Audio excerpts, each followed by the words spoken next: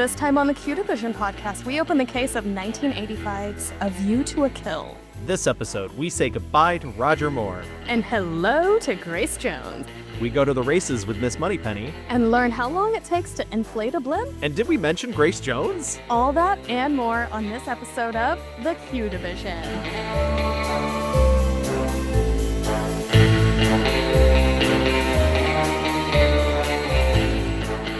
Hello, agents. Welcome to another episode of the Q Division. I'm Gavin, and I've seen all the James Bond movies. I'm Chelsea, and I've seen 16 in a TV special.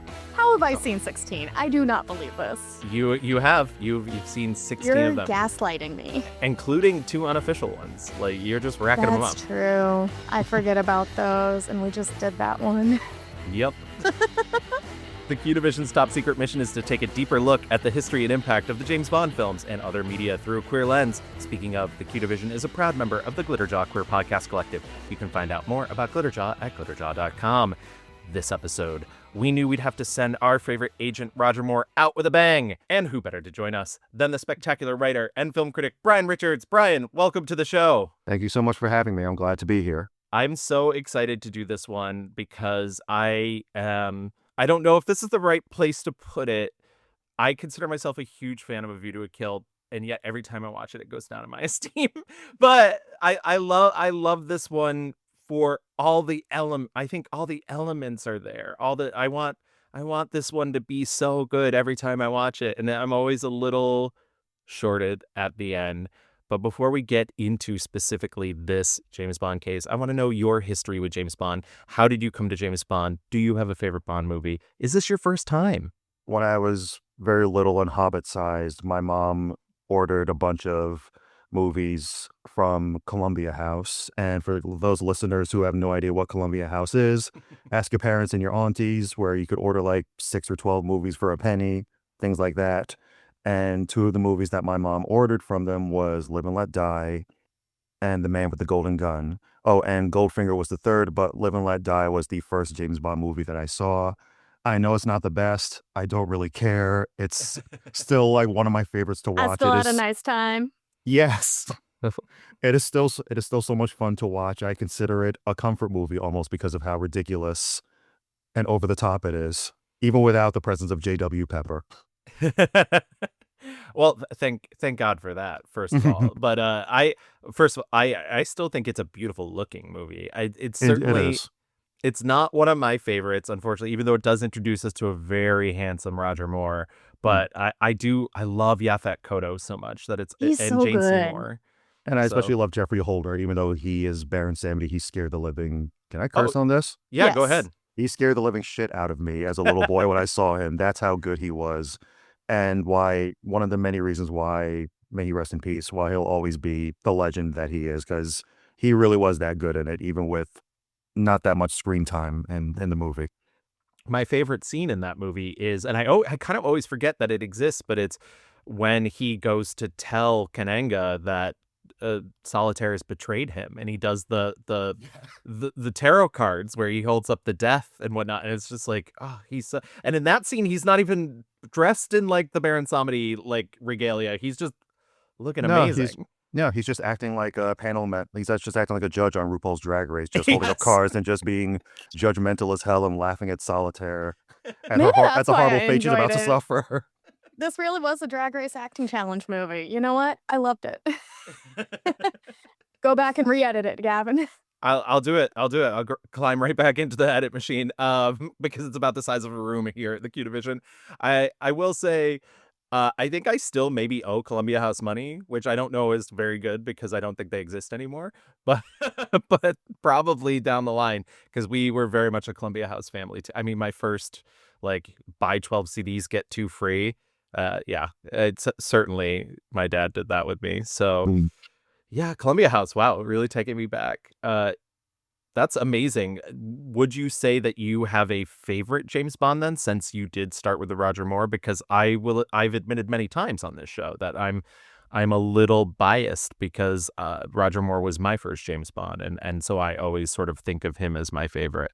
Yeah, I would definitely say that. I mean, because Roger Moore was my first James Bond, he's definitely high up there in terms of my favorites, right up with of course, with Brosnan and Connery, and I do like Craig. It's depending on what day you catch me on. The ranking will always switch up, but Moore will always I'll always have some fondness for Moore because of, he is the one who introduced me to James Bond in the first place. I love that. Do you remember the first time you saw A View to a Kill? Yeah, it was also when I was little and hobbit-sized, and it might have been shortly after I first saw Live and Let Die. I'm pretty sure I might have seen it when it was being broadcast on network television, and I obviously was too young to really get into the James Bond lore. I just thought the stunts, especially with the fire truck, and the Golden Gate Bridge were really cool to watch. And obviously, I'll get into this in further detail later, but Grace Jones. Yeah, That's really all that needs to be said, just Grace Jones. truly. She had a bit of a rough time at the beginning of making this movie, but we'll get into that in a bit. All Yeah. right. Before we do get into that stuff, though, I always love to check in with Chels because this is her first time seeing these films. Chels, having now seen A View to a Kill, how you feeling? How you doing? Gavin, I wish you could watch it through my eyes because I'm a changed woman. Like, what a way to go out if this is Roger Moore's last one. Who knows? There could be James Bond movies in the great beyond. Who knows? But wow, Grace Jones. If I already loved you before, but I would die for you. I'm sure you did have a rough time carrying this film because you were doing everything. What a woman. Also, Moneypenny got out of The Office, so oh, my girl, y'all, I had the best time with this. It was so silly, but it also made sense. It was a little too real in some spots, just plot-wise. I'm like, "Oh, this is a little too close to what's happening in the world right now." Yeah. But boy, did I have a blast. And you know what? I am okay with a Charlie's Angel popping up. That feels correct. If it makes you feel better, I think Roger Moore was a little flustered by the realness of some of the stuff that happened in the movie, though for different reasons. And obviously, he couldn't have predicted the situation we're in right I now. bet he could have, though. Yeah, I mean, Roger maybe. Moore might be one of my top 5 straight men that I know of, that we know of, because, I love him. I don't care that he's, like, 60 in this movie. If Tom Cruise can do this, so can my man. Well said. Absolutely. All right. Well, let's get into the production. First of all, I did want to start with the book, even though the book has very little impact on what the film actually is. The short story From A View to a Kill comes once again from the Ian Fleming short collection For Your Eyes Only, published on April 11th, 1960. The story began as a script for the never-realized CBS James Bond TV show, and it deals with Bond disguising himself as a motorcycle dispatch rider in an attempt to flush out an assassin who killed the last rider and stole his documents. Bond kills the assassin and then, taking his identity as a disguise, signals for the assassin's accomplices to come out of hiding. However, seeing through his disguise, they attack him and almost kill him, and if not for a bullet fired from a .22 pistol held by Marianne Russell, a local station agent Bond met earlier in the story, he would have died. This story's a fun one, honestly. It's breezy, it's barely 30 pages, and it makes for a sharp, quick adventure. I also really like the character of Marianne Russell, who genuinely is Fleming getting as close as possible to understanding what it's like to have to deal with loads of unwanted attention from men, except that he gets wrong that it's all men and not just French men. So See, this is the first time I've ever had any interest in reading the source materials now. This is the first time. You may have said barely 30 pages, and that caught my attention, much like an under 2-hour runtime catches my attention. So I might have to check that out. it's fun, and like I said, Marianne Russell is a good character for being introduced in under 30 pages, but she is literally like, it sucks to be stationed in France. All the men are pigs, and I can't even walk anywhere without them making a comment. And it's like, yeah, Ian, that's what it's like for women all the time. It's not just France. The story itself started off as a prequel explaining Hugo Drax's origin from the book Moonraker, explaining how he went from Nazi officer to hiding as a British soldier. Also, the original title of the story was The Rough with the Smooth, which honestly, I would have read that. I mean, is that not a Bold and the Beautiful spinoff? That sounds like a soap opera on Logo. Yeah, yes. Yes. This is a RuPaul produced soap opera that is all just acting challenges. Brought to you by Boy Butter. Yeah. It's half the cast of Jumping the Broom. However, as I said before, none of this impacts the movie at all. So, but I did read it anyways, just in case, because, I'm just being a completist at this point. In terms of the film, with their financial win against Kevin McClory's rival Bond film, Never Say Never Again, it became clear that the Eon Bond series would continue as the one true big screen James Bond series. Because of the success of Octopussy with Roger Moore in the lead, even after all the talk of recasting for the last film, it was decided that he should return for his 7th outing as the Master Spy at the very young age of 57. And this is going to come up a lot in this. A View to a Kill marks the first time Michael G. Wilson, Albert R. Broccoli's stepson and longtime writer of the series, joined Broccoli as an official producer. Richard Maybaum was brought back once again to co-write the script with Wilson, and they had intended to bring back George MacDonald Fraser from Octopussy, but he proved unavailable at the time.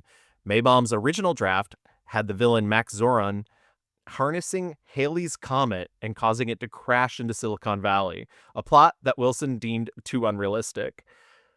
Sometime between Octopussy and the writing of this film, it was decided that the title would drop the from, just becoming A View to a Kill, and also the plot of the short story was nixed for something much more contemporary. Bless their hearts. I am a little shocked that the Halley's Comet thing was thrown out, especially. Too unrealistic? I you know. say? I was gonna say we go back to space lasers in a little under 20 years, so I don't know why Halley's Comet's the one that's got to suffer. This just reminds me, like, this is the exact same time frame on General Hospital when Elizabeth Taylor has just popped in to Luke and Laura's wedding, and then her family, like, from then on is the villains, and, like, her husband wants to freeze the world with a diamond or some shit. So this is too unrealistic for this time period? I always go back to Eterna on One Life to Live, the underground magic city that was found by Victor Lord. So You know what? The characters, they lasted too. That's they the funny did part. last. All thanks to the R.I.P.. power of cocaine. Yes, everybody. I mean, it's the 80s, man. You got No it. wonder the 80s were great for television. They really were. Dynasty meets James Bond, and that was every soap opera. Yeah, Moldova Wedding Massacre. You gotta. We could have gotten a Mr. Burns type scheme in a James Bond movie, but Yes. no, that had to be their deal breaker. Listen, I don't want to talk about real world stuff, especially because I know we record these ahead of time, but there was that report last month that billionaires are trying to figure out how to block out the sun, and I was like, this is a Simpsons plot. Guys, Where's Maggie Simpson when you really need her? I know. Just put a gun in her hand and just like send her crawling. Point her in the direction. Do I need to give my very, very dumb new dog a gun and see what happens? I mean, Bless his heart, Copper. I think that even goes without saying. I mean, my curiosity is already piqued, so by all means. Just load up the Walther PPK, put it in Copper's paw, and See what happens. Start Yes. your own rival James Bond series, Chels. We can do it. It's like James Paws or something. Although Copper's, we've been workshopping his drag name. It's either Coppertone or Foxy the Hound. Depends on if he's Bond or the Bond girl. Oh, well, I like it. I Oh. like it.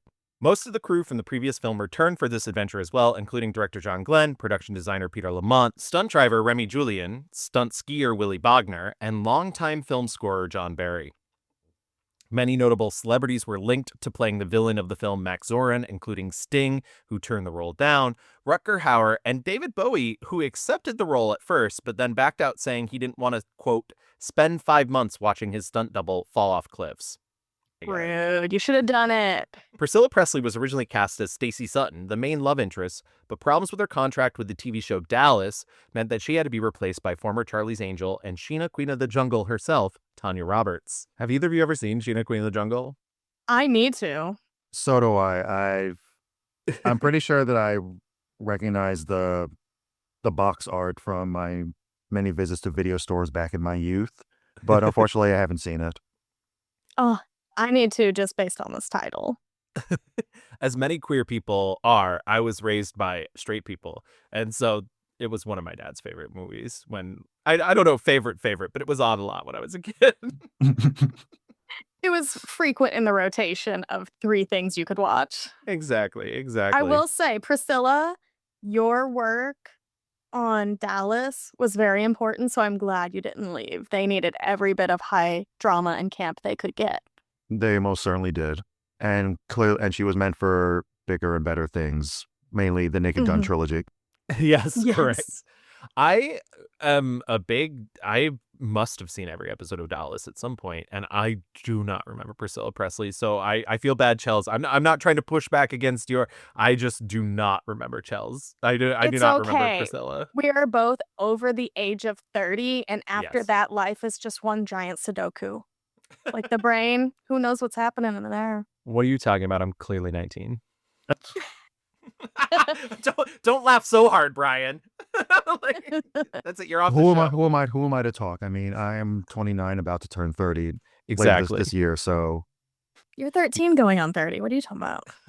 It was also suggested that once again Barbara Bach come back as Agent XXX from The Spy Who Loved Me for the scenes involving Paula Ivanova.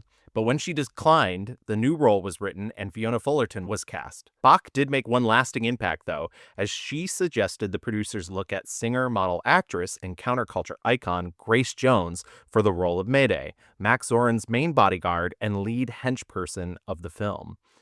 I love that. I don't know why. I'm assuming at the time Barbara Bach is already married to Ringo Starr. Has So to she's- be. Yeah. So she's already running in the musician circles, but what was it about the script that she was like, Grace could play this? But it's great. It's brilliant. It's like she knew Grace was a badass and was like, you should have her in this. Also, maybe like cook it up for her. That's the vibe. I'm like, Barbara, I would have liked you back though. I really like you. I like her sticking to her guns, though. I like that she kept pushing them off about coming back just for cameos. She's like, I'm not gonna. She's like, Exactly. I was the lead Bond woman. I'm not gonna come back just to do a scene where I kiss Roger, no matter how much I like him. Apparently, they were neighbors at this time, so I like that for them. But also, I support her not wanting to do things, which is my goal in life. that means you get that on a t-shirt for you. Yes. Grace Jones and Roger Moore started off on the wrong foot, as Grace Jones was known to scowl, an artifact she says of the abuse she suffered from her step-grandfather while growing up in Jamaica. In her autobiography, she wrote, Roger Moore said to me, quote, "Please stop looking at me like that, with such venom." It made him really uncomfortable. Roger Moore was such a softie, although he did have incredibly hard legs and the stiffest hair, end quote. Moore also took issue with her lateness and loud music playing during his afternoon naps. You guys got to remember, this man is 57 at this point. Yeah. Reportedly throwing a chair against the wall in the dressing room after several attempts to get her to turn the music down, as recounted in his autobiography. One day I snapped. I marched into a room, pulled the plug out, and then went back to my room, picked up a chair, and flung it at the wall. The dent is still there. Jones reportedly won him over, though, as tension grew on the set. When it came time to shoot their love scene, the crew was deathly silent until Moore burst out laughing because as he climbed into bed with Jones, she slipped a giant black dildo against him. From that point forward, Jones claims they were always making each other laugh and that in the end she found his humor quite attractive. I had this robe, that I have to undo the tie and drop it off in the scene. So I said, I'm going to strap it on.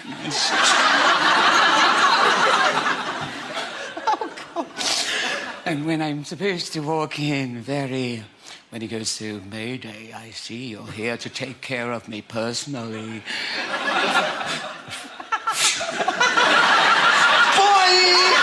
Yes, this is deeply inappropriate to do now, but I'm glad they both bonded over silliness. Me too. I do not defend Moore's behavior, and I think it's interesting that only he tells that story in his autobiography. She did not tell that story in her autobiography. And so I think it is maybe, I don't know, he seems like such a nice guy. I almost think that's exaggeration. I don't want to call him a liar. I just think that he doesn't feel like a throw a chair type of guy. And even if he is old at that point, and I get it, he was the star, his name, he'd done 6 of these movies already. He is also the victim of domestic violence multiple times in his life. Right. So, like, I have a feeling that maybe he was banging against the wall with, like, Yeah. maybe a hand or something. Like, Yeah. it's not as harsh as it was probably painted. Yeah. With him acting like a college basketball coach, probably Yes. not. I wouldn't be surprised if he had if his manager or publicist maybe was the one doing the throwing to make Roger happy. But as a fellow Jamaican and someone whose default expression makes them look like a serial killer, and who also had to deal with being told to smile more than I would like, I'm obviously going to side with Grace Jones. Obviously, yes. Absolutely. I was gonna say that's in one of your. I don't know if it's on Blue Sky. I don't. It's in one of your profiles. You say, "Please don't tell me to smile more," and I appreciate that. Yeah. Do we think this is like very Betty and Joan, where they just like played up the tension, people? Like, a little bit, but embellishing history on both sides? I think part of As it a lover must, of gossip, I know things are embellished. I think part of it must have been real because I don't think either of them would have cared to there's a really amazing documentary that came out, God, probably like 5 years ago at this point, but called Grace Jones, Blood, Light, and Bammy, and she doesn't seem. And I know this sounds counterintuitive to somebody who goes out and parties this much and has this kind of free life. She doesn't seem like an embellisher.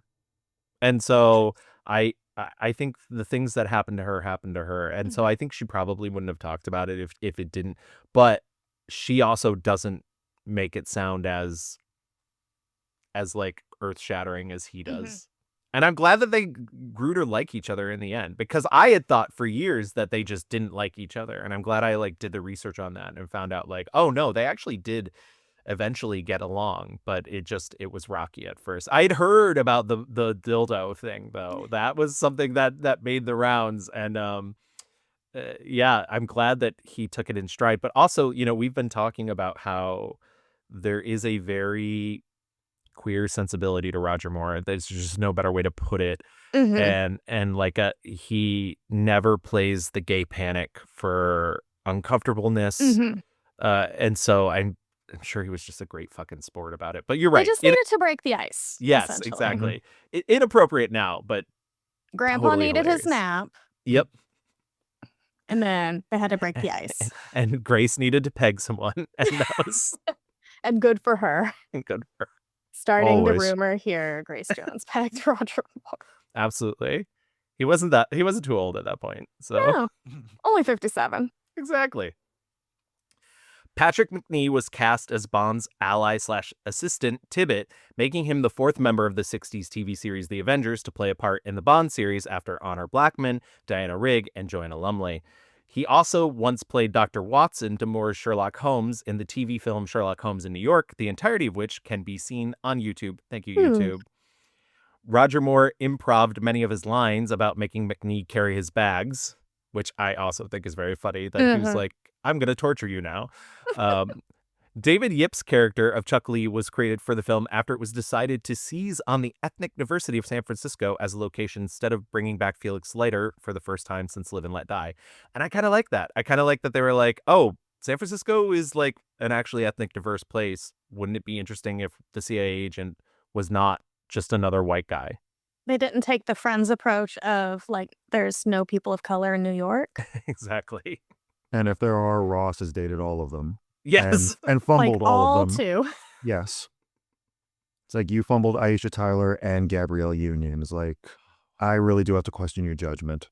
Insane. I have to question their judgment. They were dating Ross. I think they're the ones in the wrong here. I have seen David Schwimmer's Stand Up to Cancer British Bake Off. Okay. That's probably the charm because he can bake. That pregnant pause got my mind racing for a moment. You were like, I have seen David Schwimmer's. Okay. Imagine fumbling them and Lauren Tom. Insane.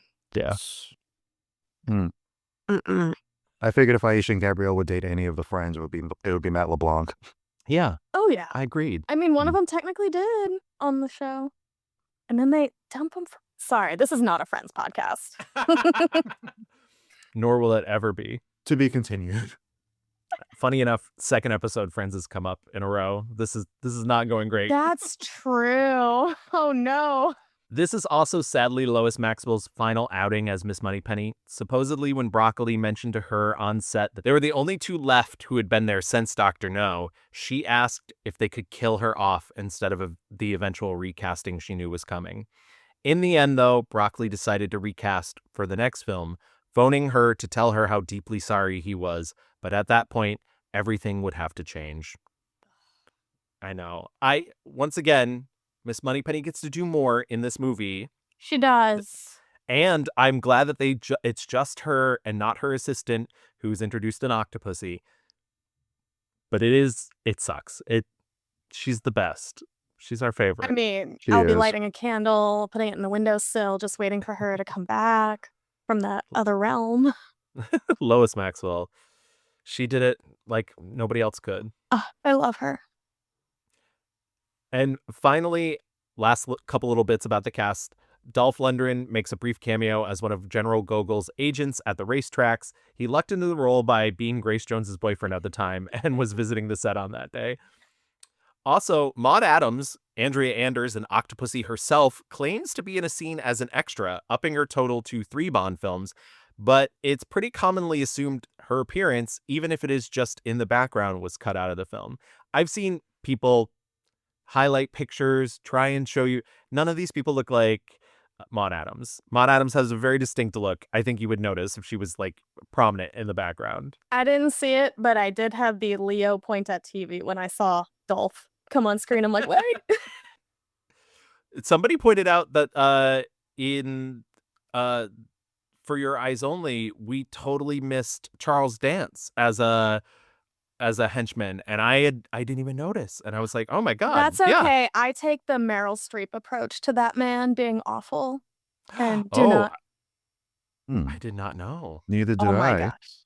Oh, You really I'll, do I'll love send you that gossip. gossip later. Meryl Streep hates that man, and so do I, just because she does. Oh, I well trust then. Meryl. I will willingly take it. Filming locations included Pinewood Studios in London, Iceland, Switzerland, France, and San Francisco, California, including location shoots at the Eiffel Tower and the Golden Gate Bridge themselves. Tragedy struck, however, when leftover gas cans from Ridley Scott's film Legend caused the 007 stage at Pinewood Studios to burn to the ground. The stage was later rebuilt the next year and rechristened the Albert R. Broccoli 007 stages. Pinewood proposed calling it the Cubby Broccoli 007 stage in honor of Cubby and his long association with them and the film industry in England. We invited the world's press, and we had the cast of View to a Kill out there. It was a very exciting day. Here we go. This is it. And I suppose it's nothing to do with Cubby's girth, but it is being called the Albert R. Broccoli stage. It's because of the size of his heart. Yeah, Peter Lamont talks about this in the book that you got me, The Man with the Golden Eye, Chels, and it, like, I mean, they were really counting on it. That entire final scene in the caves, like, would have been built inside that studio. The reason they built that studio is because it could house that much water, because they built it for The Spy Who Loved Me. And yeah, and it's truly no one's fault. It was just oversight. But, you know, Ridley Scott, it's his fault. It is Ridley Scott's fault. You should do better. We've seen Alien. We know you have it in you to be better. Be better, Ridley Scott. Don't let accidents happen on your watch. Yeah. That's what they say. You know, if a movie is good, it's everybody's success. But if a movie is bad, it's the director's fault. So that's Exactly. they say the same thing about arson. For the Paris Eiffel Tower skydive stunt, 2 parachutists were hired, the returning BJ Worth and the new to the series, Don Cadvelt. Being told there would be 2 jumps, both prepared for the dive, but when they gathered enough footage from Worth's jump, Cadvelt decided that he would jump anyways, without authorization of the city of Paris. The production immediately fired him when he reached the ground for jeopardizing the continuation of the film there. It certainly also hadn't helped that right before they went to film the initial stunt, production claims 2 other people not associated with the film parachuted off the top, unsanctioned by Paris itself. If you're a professional, you don't do unauthorized jumps. I really thought we were going to just pull it off and just very few people would have seen it. The police get involved, the mayor gets involved. We've got other material to shoot in Paris.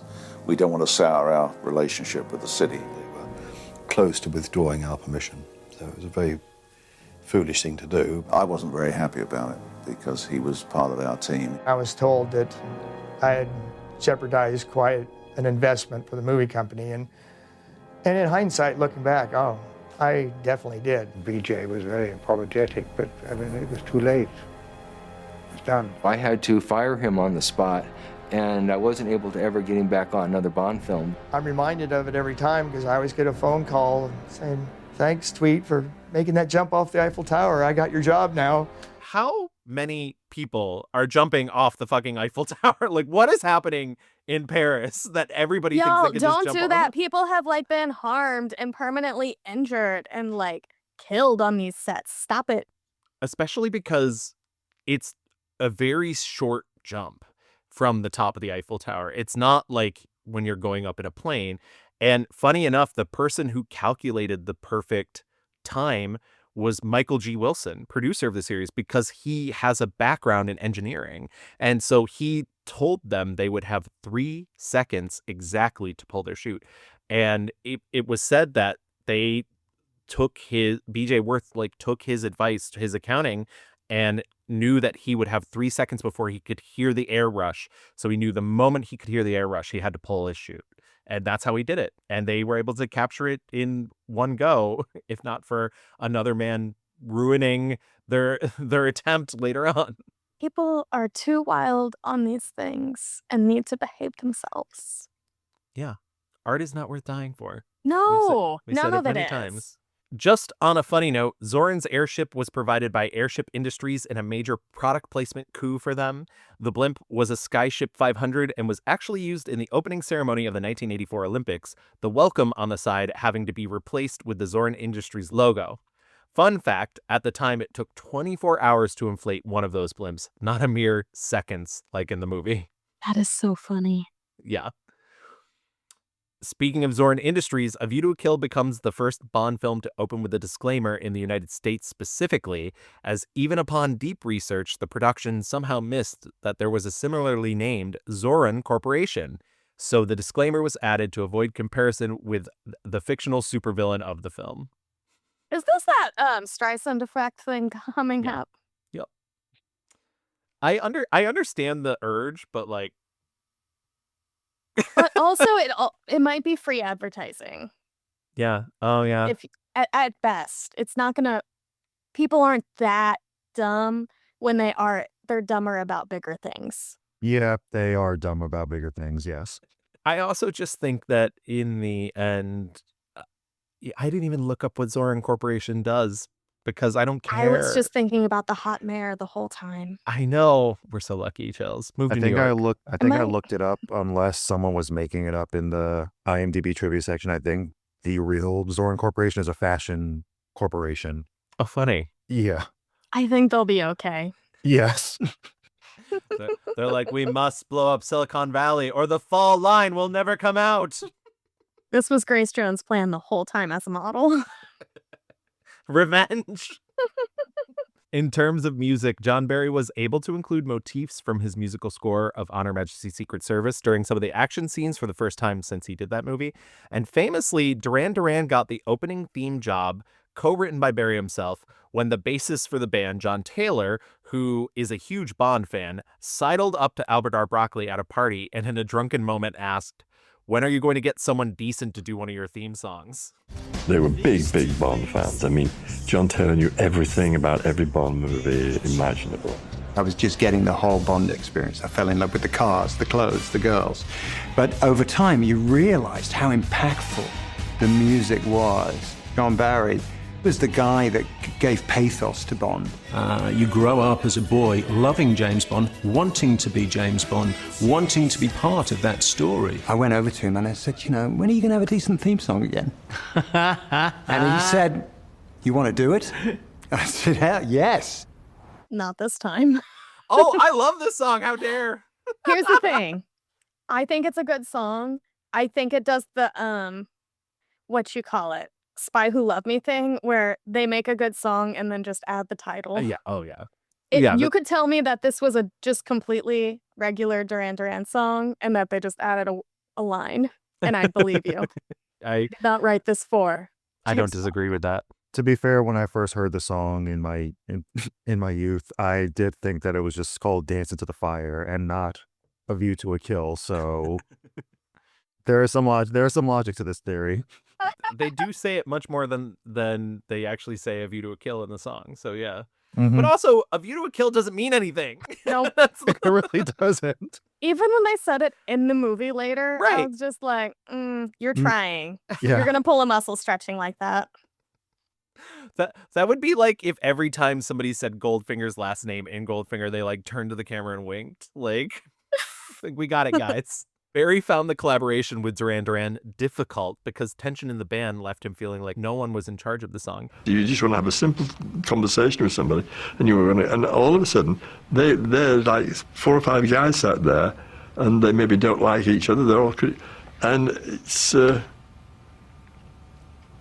and then you don't know who you're talking to. You know, who can I? Who's the authority here? We tended to be doing it in little groups, and then there was arguments about which bit was better than another bit, and we weren't really talking a lot at that time. We absolutely split into factions. You know, the internal workings of groups. You could write a book thicker than the Bible on those kind of things. Yeah, I mean, John was amazing. You know, I thought, I mean, he was a dick, but he was an amazing guy. He was a tricky guy, but he knew what he wanted. He didn't know how to get it politely. But the song was #1.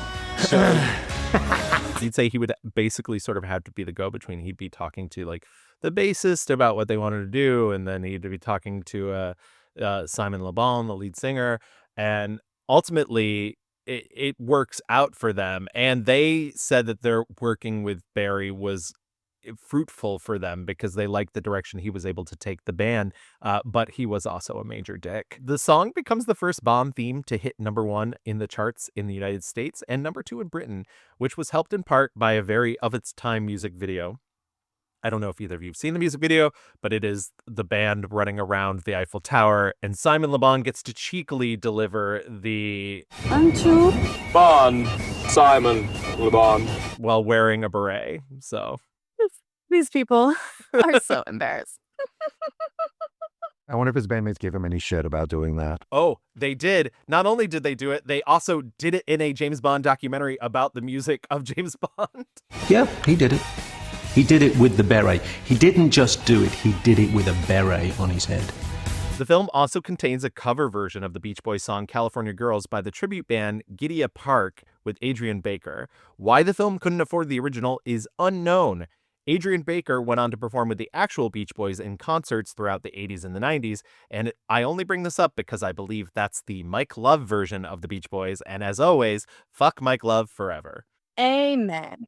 Yeah, I was going to say, I don't expect either of you to join me in that, but I'm a big Beach Boys fan, and Mike Love can go away.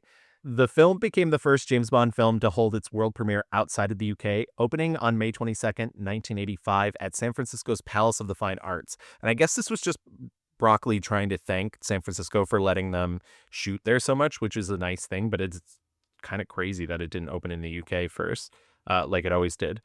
The film ends up grossing $152.4 million worldwide on a budget of $30 million, a far cry from Moore's first outing in Live and Let Die, which was budgeted at $7 million in 1973. Grossing $13.3 million on its first weekend in the US and Canada, the best opening of a James Bond movie to date. But, well, to that date. But still not enough to beat out Rambo First Blood Part 2 for the #1 spot in Reagan's America. Hate it. Rambo movies, not for me.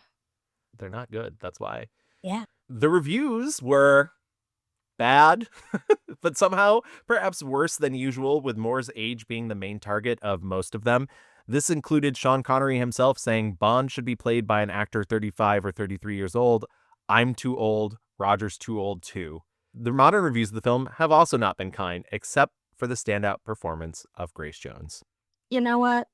I've seen You Only Live Twice, so That's all I will say about that. I had a great time with this movie. Critics are wrong. They also say Moonraker's bad, and I was gonna say, Moonraker's a yeah, masterpiece. they're not always Yeah. right. How can you hate on a James Bond movie that has a pigeon doing a double take? Come on. Exactly. And this one gave us, blessed our screens with Grace Jones, who gave us my all-time favorite song about parallel parking, Pull Up to the Bumper. That's what that song is about, correct, Bray? Yes, I really wish all these music fans would take their minds out of the gutter. It is I know. about it is about parking your car and nothing else. This is a Christian household. What are you talking about? Exactly. God, when she performs it in Bloodlight and Bammy, not to keep bringing up Bloodlight and Bammy, but it's such a good documentary. And my favorite bit in that movie is she is in her 60s. She has a son in his 30s. There's a scene where they are driving around Paris in the back of a limo at 3 a.m. And he's like, Mom, we have to go to bed. Like, we have to. And she's like, no. She's like, you're the young person. You should be partying. Like, what? Like, I have places to go. I'm like, oh, I fucking love Grace Jones. No wonder Roger Moore had somebody bang on the wall. Although that is me and Grandma Shirley behavior. Grandma Shirley will stay up later than me. Look out, y'all. She's like, pop another bottle of champagne, Shells. We gotta stay up. Exactly. She's a party animal. Moore himself was critical of the film as well, saying at the time that it was his least favorite Bond film, finding the violence of the film's final act too extreme for a James Bond movie, and being horrified to find out that he was older than his love interest, Tanya Roberts' mother. Yeah. 6 months after the film was released, Roger Moore and Eon announced that this would be his final Bond film. He talks a little bit about this in his book, Bond on Bond, where he says, like it was very quiet, he just went to lunch with Albert R. Broccoli and was like, I'm done. And Albert R. Broccoli was like, that's fine. But he did say that in Bond on Bond that he remembers going to the premiere and people kept being like, are you going to do another one? And him being like, you never know, because he's like, you can't open a movie by telling people you're not going to do another one. Exactly. Like, you just have to keep it vague. Exactly. Before we get into the plot of the movie, as the final outing for James Bond, how do either of you feel about this? I'm, for Roger Moore as James Bond, I should say, I'm left a little wanting. I think, once again, I think the cast is great. I think the script underserves a lot of them. And that's the really unfortunate thing. But I don't know. I'm so torn on the, like, he's too old. He is. I get it. And you can definitely see the stuntman when the stuntman is taking over for doing stuff I for was him. about to say, when we get to it, there's a part where I'm like, that's a stunt double and a dummy. Yes. Oh my God. There's a terrible dummy in this movie. Yeah. But I just think he's like so iconic that I just don't mind it in He's this so movie. charming, I don't care. Yeah. And that's why I'm watching these movies, is because he's beautiful and charming. And it's not all about the stunts for me. And he's so funny and witty that I'm okay with it all. So, like, I don't know. I can't see past his eyes. Brian, how about you? I basically feel the same way about A View to a Kill that you do. It's like a great cast. The story and the script could have used a little more work.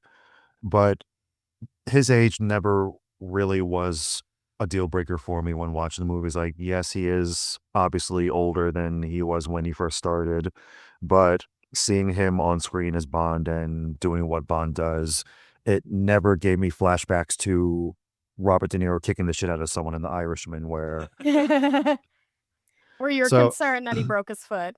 yes. So it never really got to that point with me. The stunts were great. Grace Jones or Christopher Walken were such, wonderful over the top villains that they do help make the film be a lot more entertaining. But overall, like you said, I enjoyed it even if it is a bit lacking story-wise, but to go with Chell's, Roger Moore and his charm definitely helps carry the film to the finish line really well, I would say. And I don't mind that the story is a little more simple, because I like that the villains are so cartoonish. Like, people say James Bond villain for a reason, and I feel like Christopher Walken and everything he's doing is that dictionary definition of, like, we're gonna, like, twirl our mustache and be a little too silly and, like, have our weird, like, Nazi experiment background, sure. But I think that's kind of why you watch it because you don't want it to be so realistic. You want it to be the dose of goofy. And it's got them doses. Yeah. It sure does. I definitely agree. I hesitate. It's still, I don't know if it will ever be one of my favorites, but it is. I do love it. And I don't know I know that's a weird distinction to be like, I love something, but it's not my favorite. But I'm also, I'm one of those people that doesn't mean best and favorite doesn't mean the same thing. And so, I did get to see this on the big screen last month, and it was my first time. Nice. Yeah, it was great. I got to see it at Metrograph, and it was my first time ever seeing A View to a Kill on the big screen, which is great. In the last year, I saw three James Bond movies on the big screen. I had seen Tomorrow Never Dies before when I was a teen.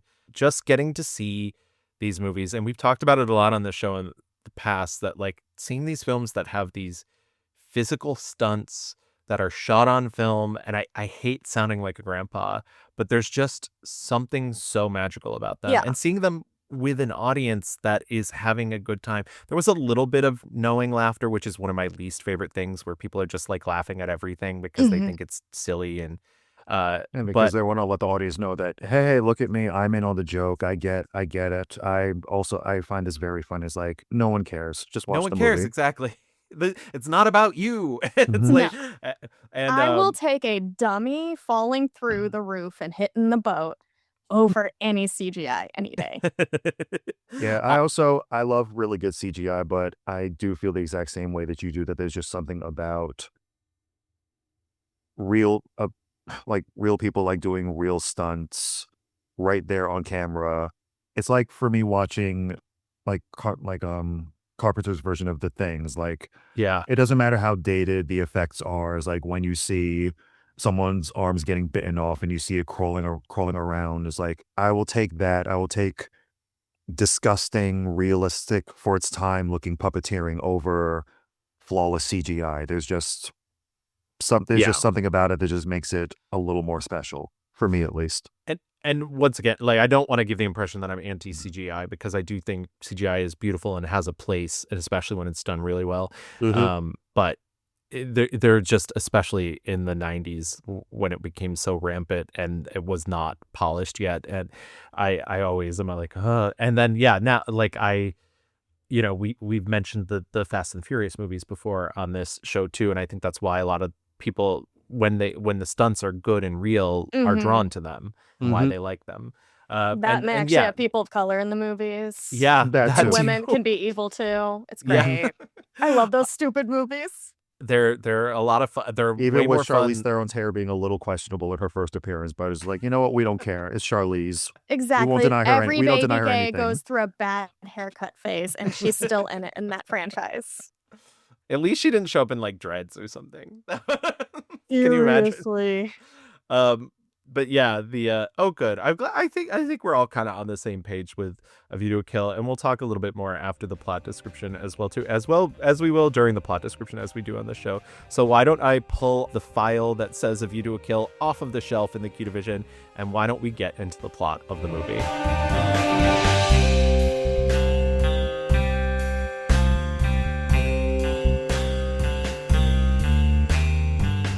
We open with a disclaimer before the gun barrel, clearing Eon of defamation against any real-life supervillains. And then we see our boy Roger Moore do his final gun barrel of the series. The barrel widens to reveal a Russian helicopter in what looks like the Arctic, and a lone James Bond on the skis locating a dead 003. Bond is spotted by the Russians, but not before locating a locket with a microchip in it. Bond skis away from the oncoming gunfire down treacherous slopes, losing one ski, stealing a snowmobile, losing the snowmobile, improvising a snowboard, basically popularizing the sport from then on, taking out a helicopter with a well-shot flare, and finally escaping in a submarine disguised as an ice floe. Listen, I did this last week. I don't see why it's impressive. Exactly. It's still winter, so Exactly. On board, he meets with a female agent, tells her to put it on automatic, and immediately transforms the seat into a bed as he says they have 5 days to Alaska before embracing. She was very pretty. I don't remember her name, but she was very cute. I think you don't remember her name because they didn't give her one. It was on the Amazon X-ray feature. I think they Ah. gave her like default name, but she is cutie pie. Much like the last time James Bond was given a time period in which he could be alone with a woman, I really wish she had been like, when he was like, we have 5 days to Alaska, I really wish she'd been like, yeah, but what else are we going to do with the other 4 days, 23 hours, 59 minutes? I love it. The sound of guitars bring us into Maurice Binder's latest pop art open, featuring women covered in ultraviolet paint, guns, frost, fire, skis, lasers, and so many fans. Here's the thing. This sequence could have been made by me when I first entered film school and was learning Avid and took an edible, and I could have made this. I Yeah, I- probably have made this. I thought you were going to say that this too was something that you did last week. I mean, also that too. Yeah, this is not my favorite open, but I will say, I know that shot at the very beginning of the woman unzipping her ski suit and the 007 being in Dayglow in her décolletage between her breasts. I think that for some reason, even though I know this film is not made, that is like the opening sequences are solely made for the film for the male gaze. I was like, there's something fucking queer about that. There is Like, something queer because you're using one of Paige's made up words that we use on the Drag Race podcast and bringing it over here trying to confuse me. is that décolletage? Is that the- Anything with more than 3 syllables is a made up word. Yeah, because I mean, it's too silly. Like that's why, like that, it can't be straight. It's too silly No. to reveal in the cleavage that is written in it's 007 written in Dayglow paint. Like, come on. Another decision I chalk up to cocaine. Yeah, Good for them. there was a Mhm. lot of snow in that opening sequence. That's all I could say. Which is also the reason as to why they would include California Girls Yes. in that sequence. Because just like, okay, it's cool to see Bond snowboard, but why the Beach Boys of all? it's Right. like, Why not? Yeah, all weird choices.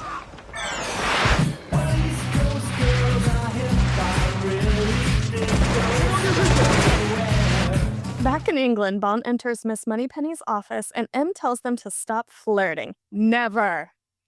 They have a job to do. All the while, Bond tries to steal Moneypenny's big floppy hat. In M's office, Bond encounters a remote control surveillance machine and Q at the helm of it. Q fills Bond, M, and the Minister of Defense about how electromagnetic pulses could be used to take out all of the computers in Britain, but they have developed a microchip impervious to such an attack. This is just a sonic screwdriver, by the way. Yeah. All Oh, yeah. it is. However, it has been discovered that the KGB has stolen their plans for such a microchip through evil millionaire Max Zorin and his company Zorin Industries. The minister balks at the idea of it being Zorin as he is a starch anti-communist, but M thinks they should investigate anyway, giving 007 35 minutes to get into proper attire. Dun dun dun. My favorite scene of the whole franchise. I At the- do Yeah. I do love that he's like proper attire and more like looks at his suit like fuck you. Like I'm dressed nice. Exactly. He's always dressed nice. it's like talking to me like I'm dressed on The Sopranos in a tracksuit. It's like, what Yeah, are you talking about? exactly. Like Bond showed up to office in sweats. Like or like Ugh. one of those shirts that has like the glamour shots, but it's all just Miss Moneypenny and says Moneypenny in big letters over the top. I do need that shirt. Yes, Of I will course you make it for do. you. At the racetrack, Miss Moneypenny is having a grand old time as she, Q, Bond, and M all spy on Zorin and his special horses.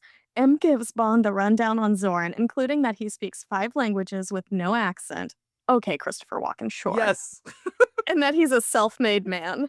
Christopher Walken has his own accent, by the Well, way. that's what I was going to He say. really does. There are 2 amazing lines in this movie. One of them being that Christopher Walken speaks without an accent. He doesn't speak English without an accent. How does he going to speak 5 other languages without an accent? And mind Like- you, he's a KGB agent, or at least Right. he's supposed to be. Who was also maybe born in Germany? Yeah, like as a Nazi experiment, y'all. Okay. Em also fills Bond in on Mayday, the love of my life. Also with Zoran and how she remains a mystery. Just getting Grace Jones and Miss Moneypenny in the same scene. I'm calling her Grace Jones. She's not Mayday. She's Grace Jones. Y'all, this best scene of the franchise. Miss Moneypenny is cussing up a storm at the tracks. Let her go wild. We needed more scenes of Lois Maxwell as Moneypenny gambling and just Yeah. Having a just hootin' cutting time. just cutting loose outside of the office. Come on, Fluke! Move your ass! Who's number one? The grey with him? That's Pegasus, Zorin's horse. Oh! With the cane, is that Max Zorin? Yes. Born in Dresden, fled from East Germany in the 60s. French passport, speaks at least 5 languages, no accent. Now the talk of the city and the boss. Come on, The old rags to riches story. He made his first fortune in oil and gas trading. Now a second in electronics and high tech. Who's that with him under the hat? With the red dress? Girlfriend? Oh, we're not sure about her. American. She's never far from him. Name's Mayday. And dressed for the occasion. She's so good. And it is, I love this scene because you are getting them out of the office, but also it makes no sense whatsoever. And I'm going to talk about this later with General Gogol as well. But like, why is M there? M is Bond's boss. He doesn't need to be there. Why is Q there? Q doesn't need to be there. Miss Moneypenny literally doesn't need to be there, but I'm happy they are. Have you not heard of an office Easter party, Gavin? It's Law and Order SVU logic. Is like Benson, now that she's captain or lieutenant or whatever she is, she does not ever need to leave her desk, and yet she keeps leaving her desk all the damn time. She has She to can't- look at every crime scene herself to make sure there was a real crime and then solve it like a mentalist. Mm-hmm. Because she can't stay away from iced tea. And who can? Yeah. Jinx. Moneypenny and crew lose the race as Zoran wins, meeting with Sir Godfrey Tibbett, MI6's resident horse trainer. However, the horse starts to panic as Tibbett explains that he believes Zoran is cheating. Mayday calms the horse, and Bond hands Moneypenny his winning bet, as he himself had bet on Zoran's horse Pegasus, unlike the rest of them. Also, why didn't the rest of them, like, they knew they were there to investigate Zoran. They knew he was going to win. Why did they bet on his horse? Moneypenny clearly had a few too many and was like, that one, the cute one. Talking about the horses. Yes. Also, it's clear how much you like someone if you're willing to give them your winning bet at a horse race. Yeah. Very true. There's a reason they go off in the sunset at the end of this film. Did you guys miss that scene?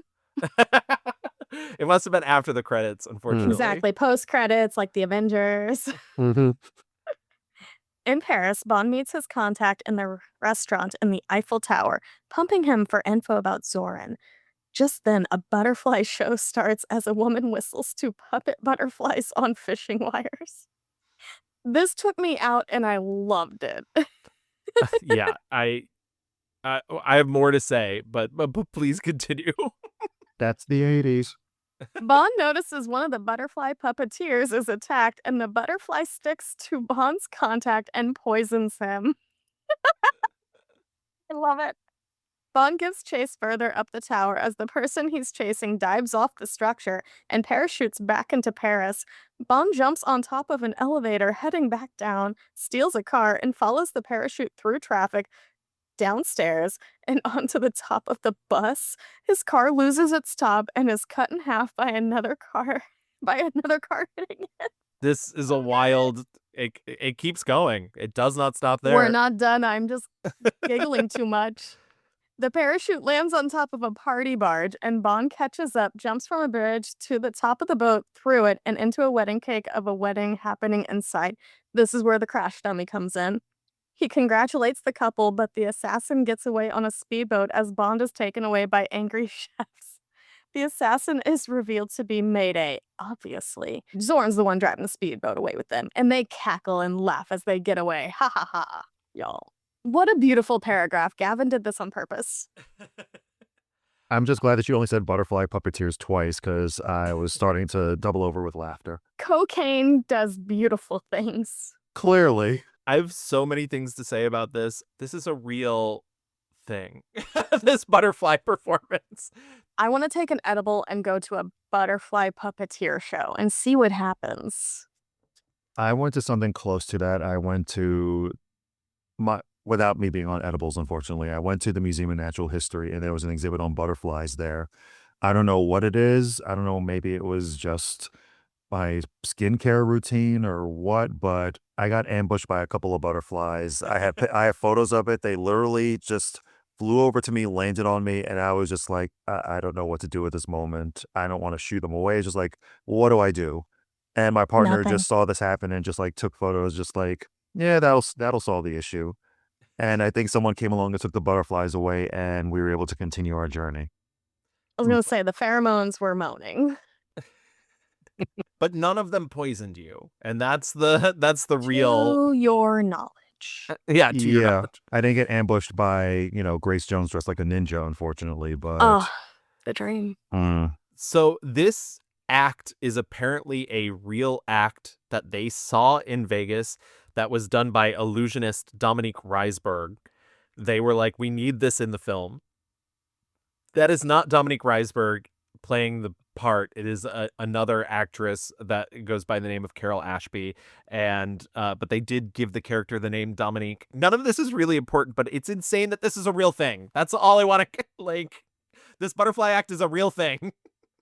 If you can puppet something, you might as well. I'd rather it be Muppet butterflies, but you know what? Beggars can't be choosers. definitely a case of nice work if you can get it. Yes, absolutely. I love this chase sequence. It's insane. I mean, I think at this point they were literally just like, what's the most insane thing we can do?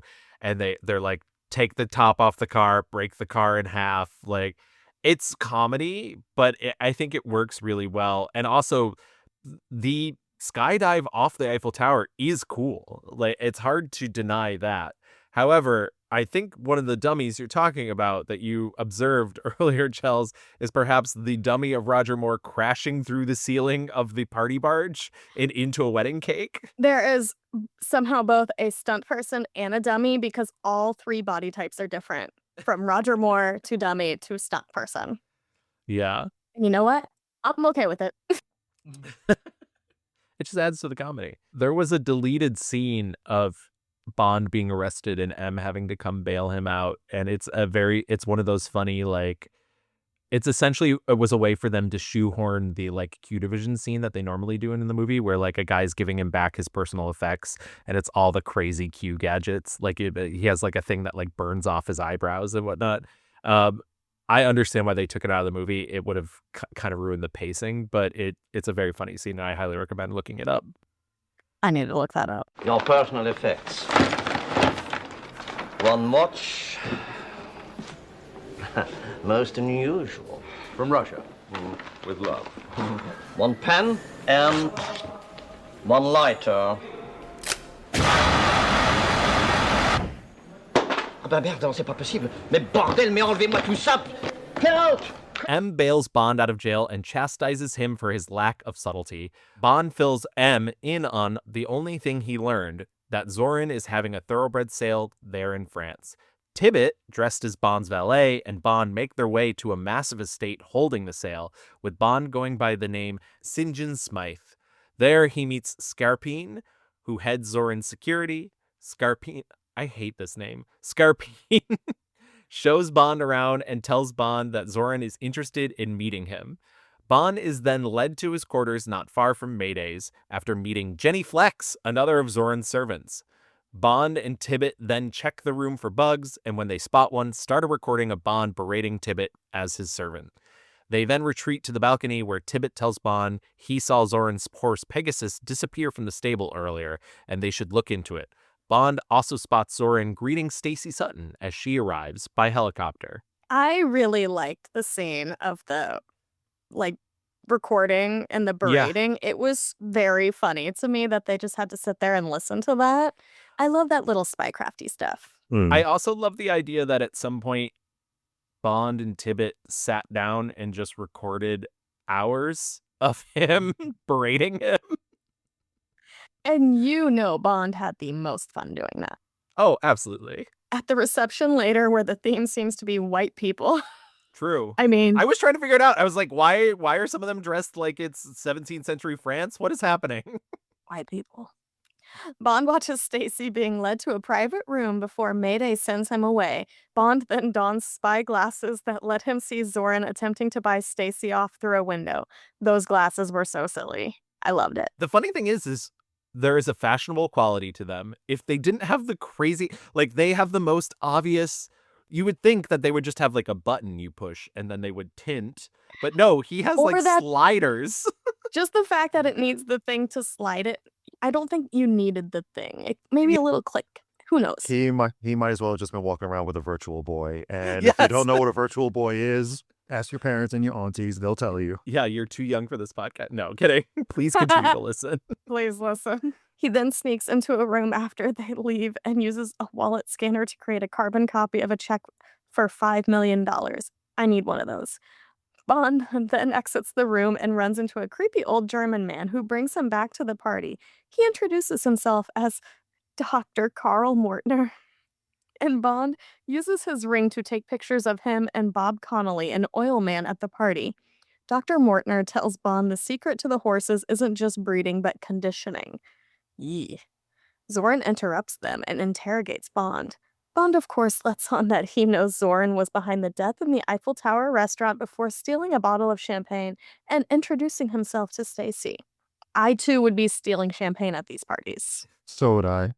This scene is my other favorite moment in the movie, which is when he introduces himself to Stacy and he's like, the name's Smythe, James St. John Smythe. I'm British. Hello. I thought you might like to join the party. By the way, the name is James St. John Smythe. I'm English. I never would have guessed. It's just like, are you? Wow. And she kind of responds the same. She's like, couldn't have guessed. He's so funny. Zorin demands that Mayday separate them, and Zorin tells security to keep an eye on Mr. St. John Smythe. That night, Tibbet and Bond, unbeknownst to each other, sneak into the stable to discover the horse secrets, where an entire stall drops them down into a lab. Bond cracks the combination locked door, while Tibbet notices Pegasus has had surgery. Bond postulates that Dr. Mortner has been implanting the horses with microchips that release natural steroids into the horses during the race to keep them from fatigue, and released remotely by a control most likely hidden in the top of Zorin's cane. Bond and Tibbet are caught, though, just as they make their way to Zorin's microchip shipping factory. They take out the guards, box them up, and head out after a poorly edited fight scene. Oh, the match cutting in this fight scene, so bad. Yeah. Yeah, I still don't understand how fake ass Jaws, who kind of looks like Dom DeLuise, ended up on the conveyor belt and boxed up. It's just like he had a box fall on him and he just got tired, I guess. Yeah, exactly. I feel like they could have just sneakied their way out of this one and like shortened the film a little. They didn't need all that. No. I once again, I understand it's an action movie, and I'm going to postulate about this a little later, but yeah, one too many of these non-consequential scenes in this film. Meanwhile, Zorin and Mayday are training and also flirting in a sadomasochistic way. When Mayday is called away, the guards and boxes are discovered. It's so goofy. Tibbet and Bond try to make their way back to their rooms, but not before Zorin and Mayday have a look around Bond's. Mayday finally remembers him as the man at the Eiffel Tower, only to be surprised to find Bond in her bed. Zorin smiles and lets Mayday join Bond, and as the two spend the night together, and Dr. Mortner realizes someone has been in his lab. Dun dun. Dun dun dun. Very that. I think one of the big problems with this movie is somehow, even though you have Christopher Walken and Grace Jones, they are not given enough to do. And so I think the scene where they're practicing and what could be seen, because he pins her down and forcibly kisses her, what could be seen as like a kind of shocking, and when she gets called away, she like turns over and is like, damn, like she was like, whoa, we got interrupted. And I know. I think especially it adds, considering that she was like literally trying to bite him at Yeah. least twice. Yeah. And I like that it adds texture to their characters, because I think one of the major flaws to this is like we're told so much about Max and a little bit about Mayday, but they're never fleshed out. And so it's nice to have these little moments of texture to be like, oh, these people are into some stuff. I think they needed that element just a little throughout, a little BDSM element throughout the whole movie. Yeah. Like maybe they just keep throwing each other against walls or something. I don't know. Mm. Bite each other a little bit more. Let Grace Jones have fun. Exactly. She's having a good old time. I see you're a woman of very few words. What's there to say?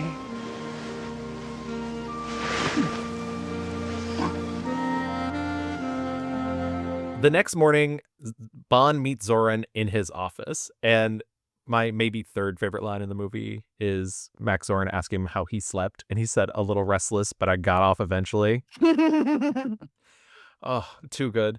Zorin pretends to run through his horse records in his computer, but he is instead recording Bond and gaining access to his secret file, the computer warning him that Bond is dangerous and has a license to kill. He then invites Bond to join him on his morning ride. I did like this scene. Good for him. Use your technologies. I just also love, I get that he's like a high-priced businessman, but like, why does he have access to Bond's secret file? I was wondering not? the same. I kind of wanted the same thing, although I did just love how funny and taken aback he was as you just kept learning more about him. It was like, oh, he has a license to kill. Oh, he's a secret agent. That is amazing. Yeah, It's like, girl, work. In his own little Christopher Walken way. he does play it very well, where he's just like, oh, like, He's like, ooh, we can have fun with this one.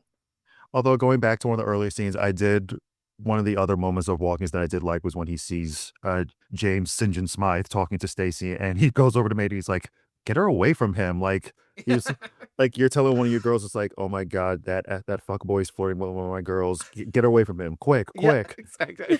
Go save her. Yes. Get her away from him. I'm sure I've seen him somewhere before. He immediately went to Demi Lovato and were like, get a job. Stay away from Stay her. away from her. I use that way too much. Bond sends Tibbet out to get the car washed as cover for having him call M and trace the check he found earlier. He then joins Zorin for the ride, instantly discovering it's a trap. Tibbet is followed by Jenny Flex. Great name, by the way. So good. But unbeknownst to him, Mayday has hidden away in the backseat and kills him at the car wash. You know, that's why I hate the car wash. One of the advantages of seeing this with a live audience was there was a girl 2 seats over who screamed when she saw Mayday come up in the back. I And I love was that. like, I was like, this is what I want. I love the live. We This come is to what this Nicole- place for magic. Exactly. I was just about to say, is like, this is what Nicole Kidman tells us every single time, and why they need to bring back the full ad instead of giving us these Yes, shortened versions. Agreed. which are homophobic. Yes. Zoran's men chase Bond through an ever-changing horse obstacle course. Just the phrase ever-changing horse obstacle course tells you everything you need to know about this franchise. Mm-hmm.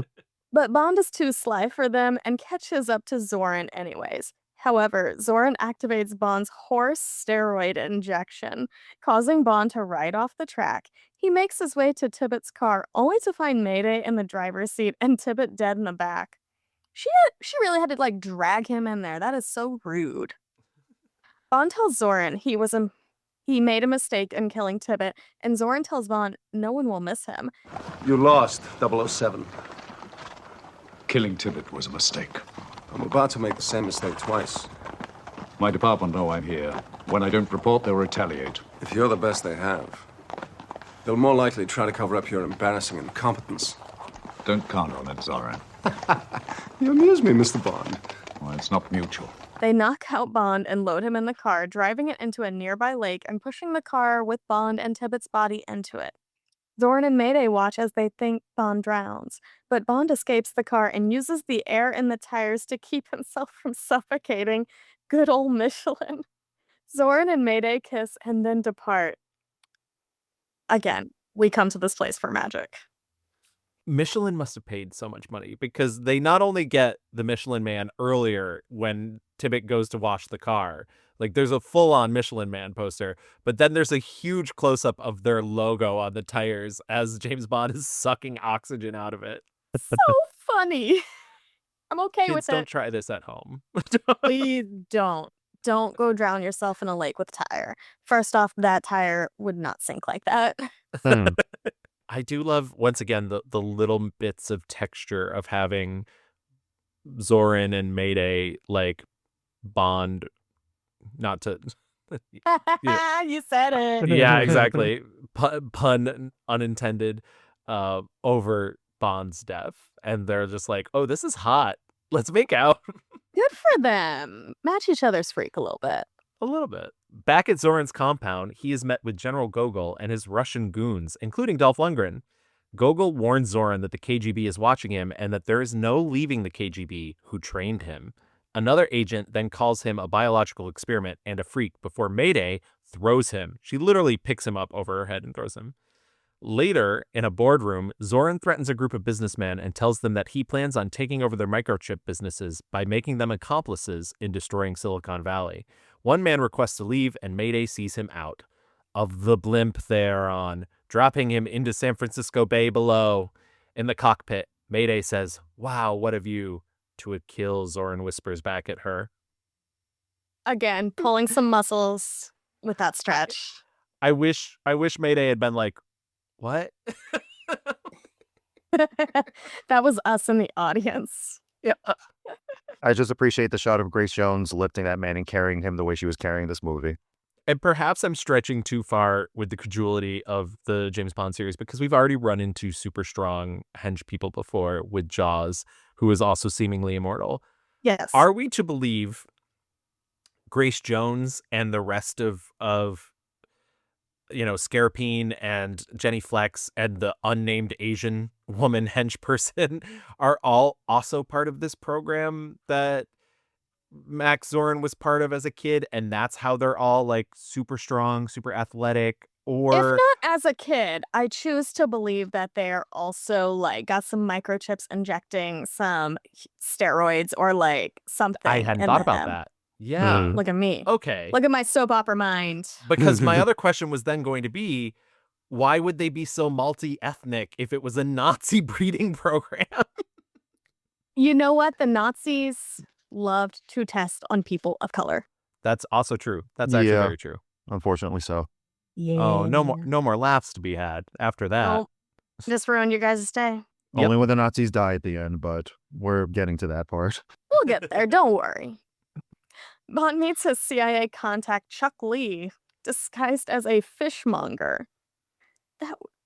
I did like that little moment, the soft crab. That got me Though, good. I will say, as a code word, like people actually do buy soft shell crab. I was gonna say it's like it's a British man looking for soft shell crab. Right. That There is, has to be, like, I guess, like a series of things that Chuck Lee was informed out. They're like, okay, he's gonna be British, because he's if gonna not, be a tad old, but he's gonna have the most piercing eyes that look right into your soul and make you question your sexuality.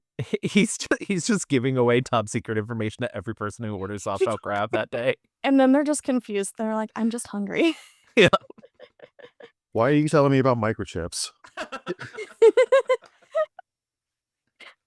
What's a microchip at that point? Bond asks about the oil man, Stacy, and the doctor from the party. Turns out Dr. Mortner is actually Hans Glaub? Glaub. I don't care about pronouncing a Nazi scientist's name correctly. But you know what? He's an expert on steroids and eugenics. Only a handful of kids survive from his experiments with vast IQs but psychotic tendencies. Whoopsies. Bond and Lee posit that Zorin might be one of those steroid kids. A fisherman also tells Bond that Zorin's oil pumping station has caused massive loss of crabs since its move. A massive loss of crabs since it moved in? I wonder what that could be about. Yeah. Maybe that's why soft shell crab is the code word. Oh, could be actually. Wait, did I just think of something? They're like, we're gonna put this line in, and someday, 40 years later, people will get it. The dumbest person on the podcast will get it. I'm a beautiful dummy. I claim it. I don't think you're dumb at all, Chels. That makes two of us. Just simple. I'm just simple. Bond scubas to the station and notices he's not the only one spying.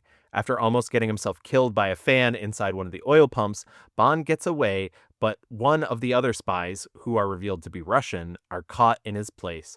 Zorin then has the spy fed to the fan, and Bond makes it back to land only to run into Russian agent Paula Ivanova, who had been recording Zorin.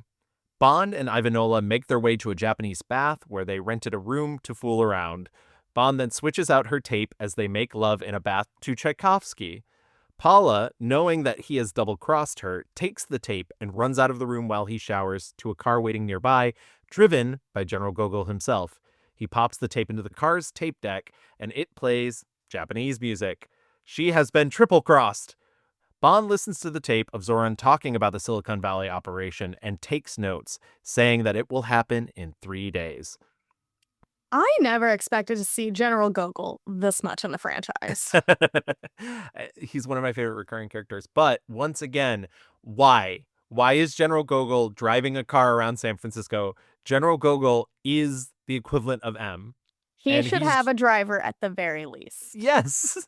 The He's lady doing- should be driving for him at least. Yeah, or have Dolph Lundgren pop up again. Yeah, Dolph Lundgren would have been great. I don't even think Gogol has any lines. So, like, you could easily have Dolph Lundgren play it. I like when they create a character that Bond has a past with. And so I like that this Paula Ivanova is somebody that he's previously run into on an adventure. I like that they clearly have slept together before. Right. I love that she has that great line, like, isn't détente fun? You know, like So I like all that stuff, but there's so much of this that doesn't necessarily make any, like, once they heard that he'd switched out the tapes, why do they not come back? Bond just sits there and plays the tape. She could have taking listened notes. in. If Yeah. it was Barbara Bach in this role, she would have listened in. She Oh, would have yeah. gone back. She's a better agent than that. Way Um, better. It also is just another situation of Bond being bad at his job. Like, he literally goes into a pipe that he knows has a giant fan in it, and then is surprised when it almost kills him. Well, he was distracted by, Paula telling him about how the bubbles tickle her Tchaikovsky. Yeah, that's true. He was thinking about what was going to happen later. He's like, yeah. Good for them. Bond, then disguised as a reporter at the Financial Times, interviews a man at the Department of Conservation in California. As he's leaving, he spots Stacy and waits for her to leave, following her home. He then uses his sharper image card to unlock her window and sneak into her barely furnished home. There's a jump scare involving a cat. Good kitty kitty. As he sneaks into her room as she showers.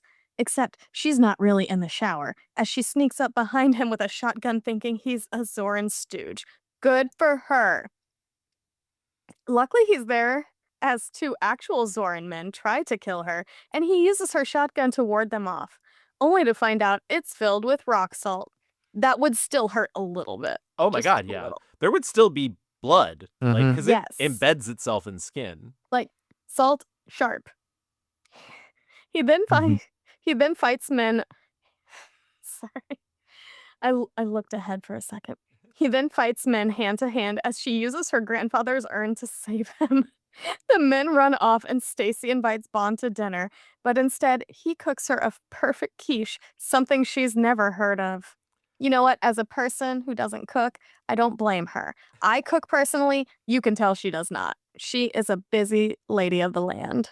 I maybe should save this for the end where we talk about, I don't like Stacey Sutton, and I feel bad, and I don't think it's Tanya Roberts' fault. I think this is a case of, like, very much sort of like the beginning of Roger Moore's tenure as James Bond, where the women are weirdly ditzy for some unknown reason. And Yeah, like it's who's fun. the one who puts the like cassette tape in her butt in that one movie and you can clearly see it because it's a bikini?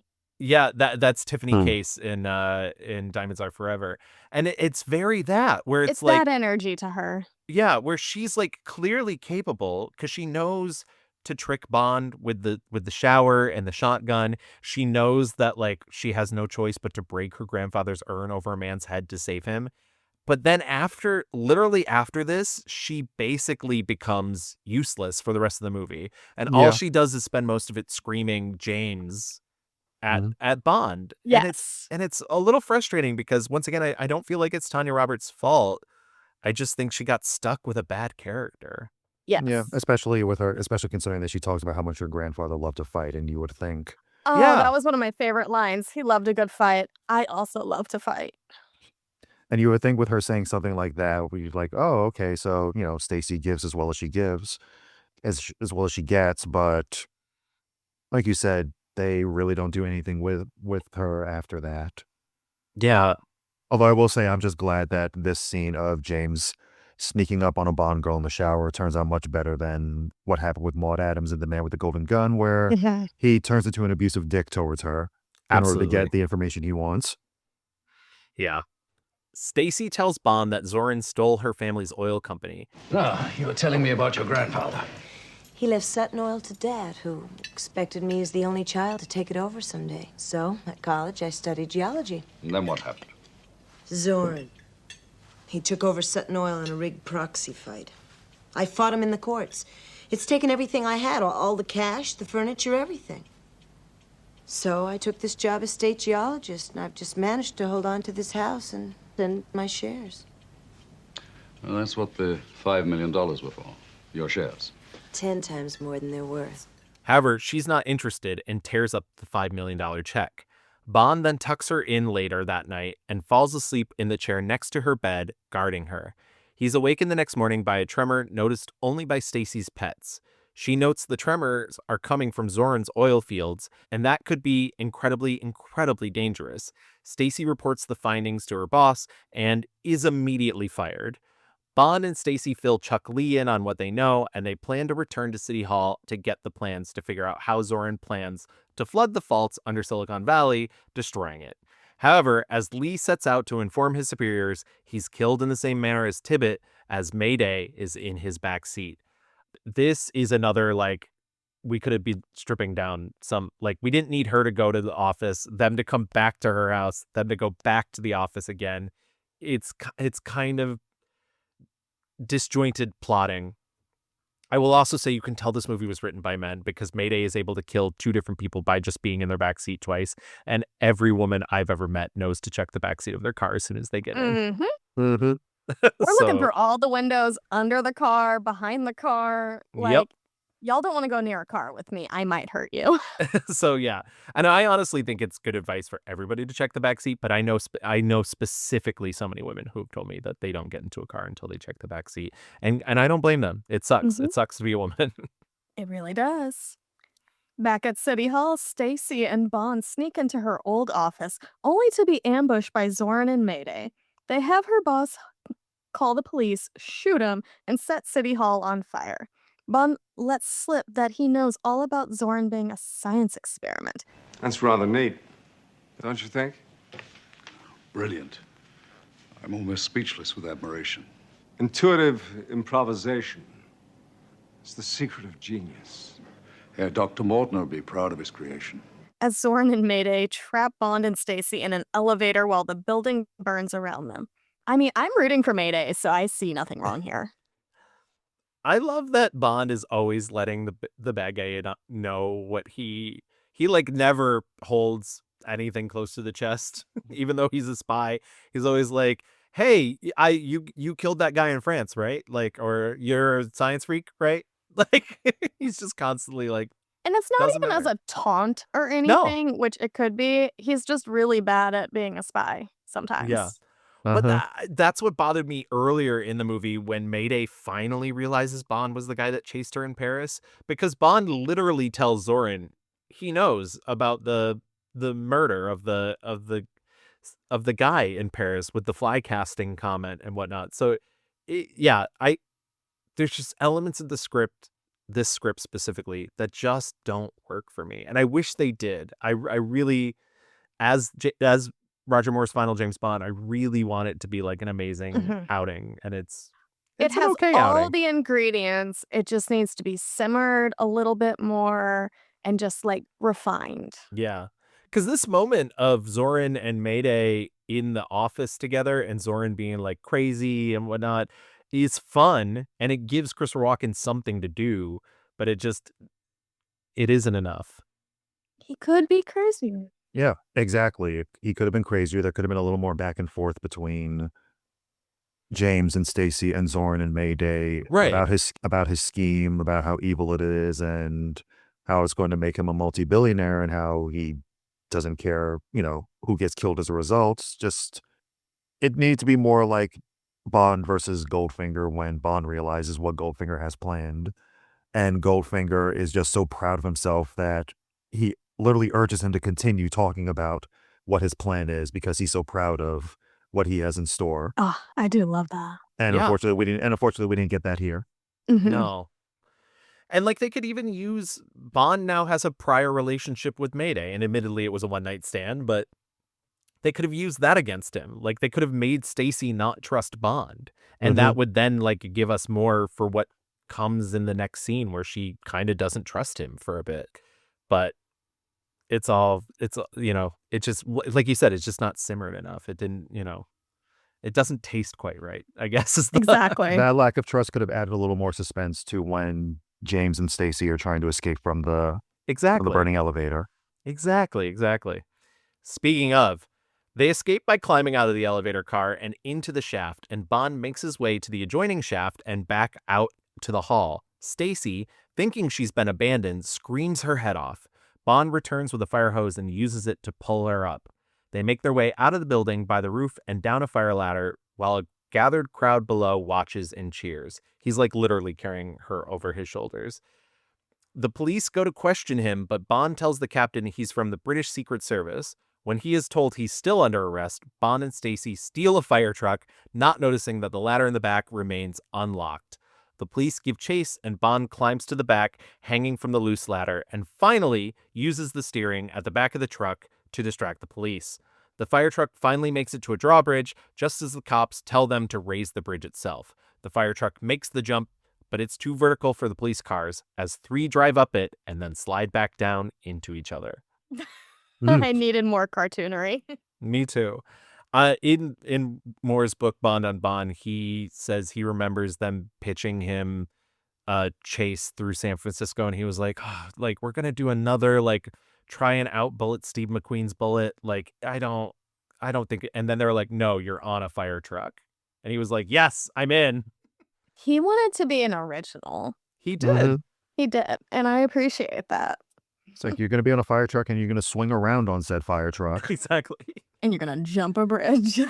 This is one of, as much as I've been kind of about the movie, this is one of my favorite more chase scenes, because it's like, it makes sense in the brevity of it. Like it doesn't extend itself too far. They get the gags out when they get them out. They're great. There's a lot of car crashes, but it all makes sense in the structure of it. And there's never like a clear stopping point and then it just continues on for too long. This to me works. Yeah, it kind of reminds me of Live and Let Die in a way, in terms of the first, like when James and Solitaire are escaping and they climb into that big ass double-decker bus that has to be sliced in half. Yes. Yeah. And then also with Bond being chased by this cop who's like the San Francisco version of J.W. Pepper, crossed over with Andy Sipowicz in a way, but... I will say, when I saw it on the big screen last month, my first thought was like, is that Dennis Franz? And I was like, that's not Dennis Franz. But I was it's not Dennis Franz, though. Exactly. Do you ever think that guy is like, Dennis Franz fucking stole my career? Exactly. I could have been showing my butt on NYPD Blue. Yes. Kids, there's this show called NYPD Blue. It was on network, and they showed butt. And lots of everybody it. loved it. Lots of it. Exactly. So many butt. Jimmy Smits was on it. Jimmy We would definitely- Smits. Thank you. Yes, because CSI Miami left it because he thought he was going to be a movie star, and Mhm. then they Yeah, hired David Jimmy Caruso, Smits, and then Jimmy Jimmy Smits became the star. Yeah. Love that. None Sorry. of that's Bond. None of that's Bond. Yeah, it's like nothing against David Caruso, but Jimmy Smits getting to show his butt on camera. That's 1,000% upgrade. Yeah. That's my president. Queer Awakenings. The next morning, still driving the fire truck, Bond and Stacy make their way into the supposedly abandoned mine, stealing an explosives truck and making it past the Zoran Industries guards. They then sneak into the mine itself, riding hidden under a tarp in a mine train car. Sneaking around, they discover Zoran's plan to cause an earthquake that will flood Silicon Valley, killing millions. However, they are caught and sneak their way further into the mine. Zoran sends Mayday, Flex, and another female henchperson to give them chase, getting Stacy to the safety of a ventilation shaft. This is so funny. I too, if I was a supervillain, I would only trust women to get shit done. This is very Honor Blackman and her like little fleet of female pilots. I agree. And we still don't know what the name of that Asian henchperson is, but it. I think she's given a name, but it's not important to the movie. It's never said in the movie, at least, which is really unfortunate. That's because women are not people, Gavin. They don't have names. I guarantee that her name is still better than Cho Chang. Yes, 100%. Oh my God. Thank God that actress has a better gig right now. Yeah. My favorite thing about this entire thing, and I guess this was a Tanya Roberts special, is they gave her a suit to wear, to put on, like an overall jumpsuit thing. And she was like, this is horrible. And so she got them to like belt it in the waist and take it in at the bottom and whatnot. And so that's why they added that line with Roger Moore's like, thank God you found one that fit you. And it like that's why hers looks fashionable. And I'm like, good for Tanya Roberts for being like, no, I will not look like a potato for the end of this movie. I respect that. Women are crafty. You know, Yeah. she probably found some extra twine or something at the mine shaft and was like, I got this. Exactly. She's like, I will have hips. Thank you. Zoran then makes his big move, starting the explosions in the mine, killing many of his own men, and machine gunning down as many survivors as he can. Jenny Flex and the other henchperson also die in the flood. R.I.P. Mayday gets Stacy, but then the shaft floods, washing Mayday and Bond away. Zoran and Scarpine make their way out of the mine as Bond and Mayday save each other, and Mayday, pissed that Zoran would leave her to die, switches sides. Hero of the film. Hero. This is her journey. As a kid, I loved the scene where she's like, damn it, I thought he loved me. And she switches sides. I was always like, yes, it's so cool to see that happen with a hench person. And I thought that creep loved me. You're not the only one he double-crossed. Exactly. It's like, it's very Jaws in the moment whenever Yes. he becomes the hero of Moonraker. Sorry, two favorite characters right now. I hope Jaws and Mayday are having fun somewhere together, you know? Exactly. She's hanging out with Dolly and Jaws, and they're having a grand old time. I need that henchwoman island. If I look on AO3, I would probably find that exact story. That is true. Would it be written by Chels? Who knows? Somebody go to the archive of our own and let us know. Drop the fan fiction and the reviews. That moment where Zoran fires on his own men and is laughing kind of hysterically, that's the moment that Roger Moore was like, oh no, like what are the James Bond movies becoming? And I think he's kind of right in a way. I talked a little bit about this in the Never Say Never Again episode, where I think one of the things that Eon learned from Never Say Never Again was this turn towards more 80s action. Because I think Never Say Never Again is really, even though it's not an official James Bond movie, the first 80s action Bond. And I've been think calling that Rambo Bond. So. Right. And I don't like Rambo Bond. And that's, I think, you know, I think that the Octopussy was kind of a Bond that was looking backwards, and A View to Kill is a Bond that's looking forwards, but I don't think it's picking up the best habits. So I kind of actually agree with Roger Moore in that, like, a James Bond movie isn't necessarily a place where you have to see a crazy person laughing hysterically as carnage is going all around them. And I think that the Bond villains are usually a little more sophisticated than that. The Bond's a little more sophisticated than that. So I get what he's saying by like the sheer violence and shock value of that is not something that he's interested in Bond. And Chels, just as kind of a glimpse into your future, I think the Dalton movies continue down this path in a weird way. You're not gonna necessarily see it so much in the next one, but in License to Kill, it reaches kind of a peak. And I'm glad when during the Pierce Brosnan era, as much as there is a very 90s action sheen to those, they do dial back that 80s excess of violence. Yeah, I think they could have just left it to where he just lets everybody die. Yeah. And it's not just like gunfire, massacre, ha ha ha ha ha ha ha of it Yeah, all. it's like you blew up a mine with everyone still in it. I mean, Right. I get it. It's like, oh, we need to show how evil and psychotic Zoran is. It's like, but he's already blowing up a mine with all of his people and with someone who's supposed to be his partner that he loves. And it's like, that's more than enough to hammer it home. The fact that, yes, he's evil. Point It's has been almost made. more psychotic if they do exactly that and just let him walk away and not revel in the violence. Right. Yeah. Even when he said that, oh, but when the foreman is telling him, but Mayday and your people are down there, he's like, yes, a convenient coincidence. And that's kind of more than enough to hammer the point home. Right, and his delivery of that's so good. And Mhm. listen, I don't want to absolve past James Bond films of not having. I mean, there are so many people that die in that volcano base in You Only Live Twice. There are so many people that die on the submarine base in The Spy Who Loved Me, and clearly so many die in Moonraker when they blow up inside a space station. But you're both right. It's not as graphic. Like it's not. It's we don't need like nobody's like, oh my God, isn't it great that all these people are dying? It's very off screen. Like Yes, you're yeah. not up close with it. It's like you compare Zoran killing all these people to, say, what we saw earlier with Mayday killing the guy on the blimp. Yeah. And she does it. No, yes, it's evil, but it's also like quirky and kind of quirky and stylish in the way that she does it, where she just like waves goodbye to him right before she sends him plummeting to his death. And then she puts on great fucking sunglasses. So we're going to be Yeah. on her side anyways. Always. It's like, I'm not enough of a boss ass bitch. Let me just add one more thing Exactly. and done. I'm not done yet. Thank you. Mhm. Perfect.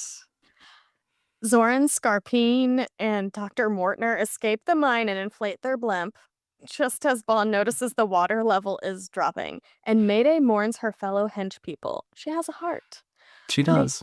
Mayday warns Bond he cannot defuse the explosive that will trigger further flooding into the fault line and helps him retrieve it so they can get it out of the mine, saving his life even as he tries to sacrifice himself several times. I feel like nowadays James Bond would die in that explosion. She literally he like he's like Tries. I can't lift it up, like, or you can't take me and it up, Mhm. take it alone. And she's like, bitch, do you know how strong I am? I literally lifted somebody over my head like 12 minutes ago. Exactly. As they try to push the cart carrying the bomb out of the mine shaft, Mayday realizes she has to hold the brake open for it to leave and decides instead to sacrifice herself, shouting to Bond to get revenge on Zoran for her. Bond leaves the mine, but as he runs to Stacy, the blimp sneaks up behind Stacy and Zoran grabs her inside. Moving quickly, Bond grabs the mooring rope and hangs on as the blimp flies through San Francisco into the Golden Gate Bridge. How does a blimp sneak up on somebody? I know, it's crazy. I thought the exact same thing. I watched A View to a Kill to prepare for this. I watched it last night, and just watching that scene, I was just like, what? Yeah, exactly. It's so wild. It's funny. I realized in writing that and maybe it's just because I couldn't bring myself to do it. I didn't write that when she like leaves the mine and then blows up. And I like the like really brief moment of Walken realizing he fucked up, that Zoran's like, he like says Mayday right before she explodes. And I was like, oh, like, yeah, R.I.P. Mayday, Grace Jones, so good. I don't believe she's dead. I do not. I have watched enough soap operas to know that there can be a dead body even. You could see it and they will still come back to life. So look out. She's pretty resilient. The force of the explosion just simply knocked her into a coma. She was taken to a hospital. It's still in their She was coma taken ward. to General Hospital. Yes. Helena Castledine took care of her. She's fine. And the best part is her showing off her face card defiantly to Zoran right before it blows up. Yes, exactly. Amazing. I almost wish she flipped him off. I almost wish she was just She like. should have. But yeah, and then after she got out of General Hospital, she's just had a great career as like a singer and model and Chilling with Baron Samedi. Exactly. There you go. Bond is able to tie the rope to the bridge as they try to knock him off, effectively locking it in place and allowing Stacy to attack Zoran. The carriage of the blimp knocks into the side of the bridge, tearing it open as Stacy tries to jump to safety and hangs off the side of the bridge scaffolding. Zoran attacks Bond with an axe while on the bridge supports, and in the struggle, Bond knocks Zoran off the bridge to a watery grave as Dr. Mortner looks on. Mortner tries to get his revenge by throwing a comedic roll of dynamite at Bond and Stacy, but Bond cuts the blimp free, making the doctor drop the dynamite into the carriage, killing both him and Scarapine in the process. Bond and Stacy pull themselves up to safety as Bond quips that there's never a cab when you need one. I love the fight on top of the Golden Gate Bridge. I wish there could be just a little bit more, like, once again, it's kind of a lame death for Zoran. I like that he laughs before he like he knows he's going to die and he's so crazy that he's just like but like, oh come on, like just give him an extra something. I was hoping that like maybe Dr. Mortner would die first the way that Zoran did, and then Zoran gets like a better death, like something that feels like an exclamation point. Mm-hmm. Like, Yeah. Zoran being inflated full of air and exploding. Yes. Oh, Yes, I would love that. Yes. That It's like happened to Yaphet Kotto. Why can't it happen to Zoran? Yes. If you didn't like that death and Live and Let Die, well, guess what? We're bringing it back one more time for Roger Moore's last movie. Or maybe he's injected with a bunch of his steroids and it just makes him explode. Right. Yeah. Yeah. I Roger just Moore would not like that violence. No. He certainly would not. Once again, you are going to see that happen, Chels. Oh, hell damn it. Yeah, I just, yeah, I feel bad. I feel like I'm harping on the like little things, but I do, there's just more. I just wanted more. Like it's almost like, this is just a thought I'm formulating now, so I could be completely off base, but it's almost like they are fighting those campy instincts but still trying to keep them into the movie, and so it feels like a tug of war, because it's like they really want the realistic James Bond, but they also want the Moonraker, and those two things Lean can't into Moonraker. right, they can't coexist. Back in M's office, General Gogol presents the Order of Lenin badge, hoping to give it to Bond as the first non-Soviet citizen to receive it. M responds that he's surprised the Soviets wouldn't cheer the destruction of Silicon Valley, and Gogol laughs, saying, "Where would Russian research be without it?" Gogol, the defense minister, and M all laugh. Politics. M informs Gogol that Bond is still missing, sadly, and they must presume the worst, as Moneypenny listens in, crying.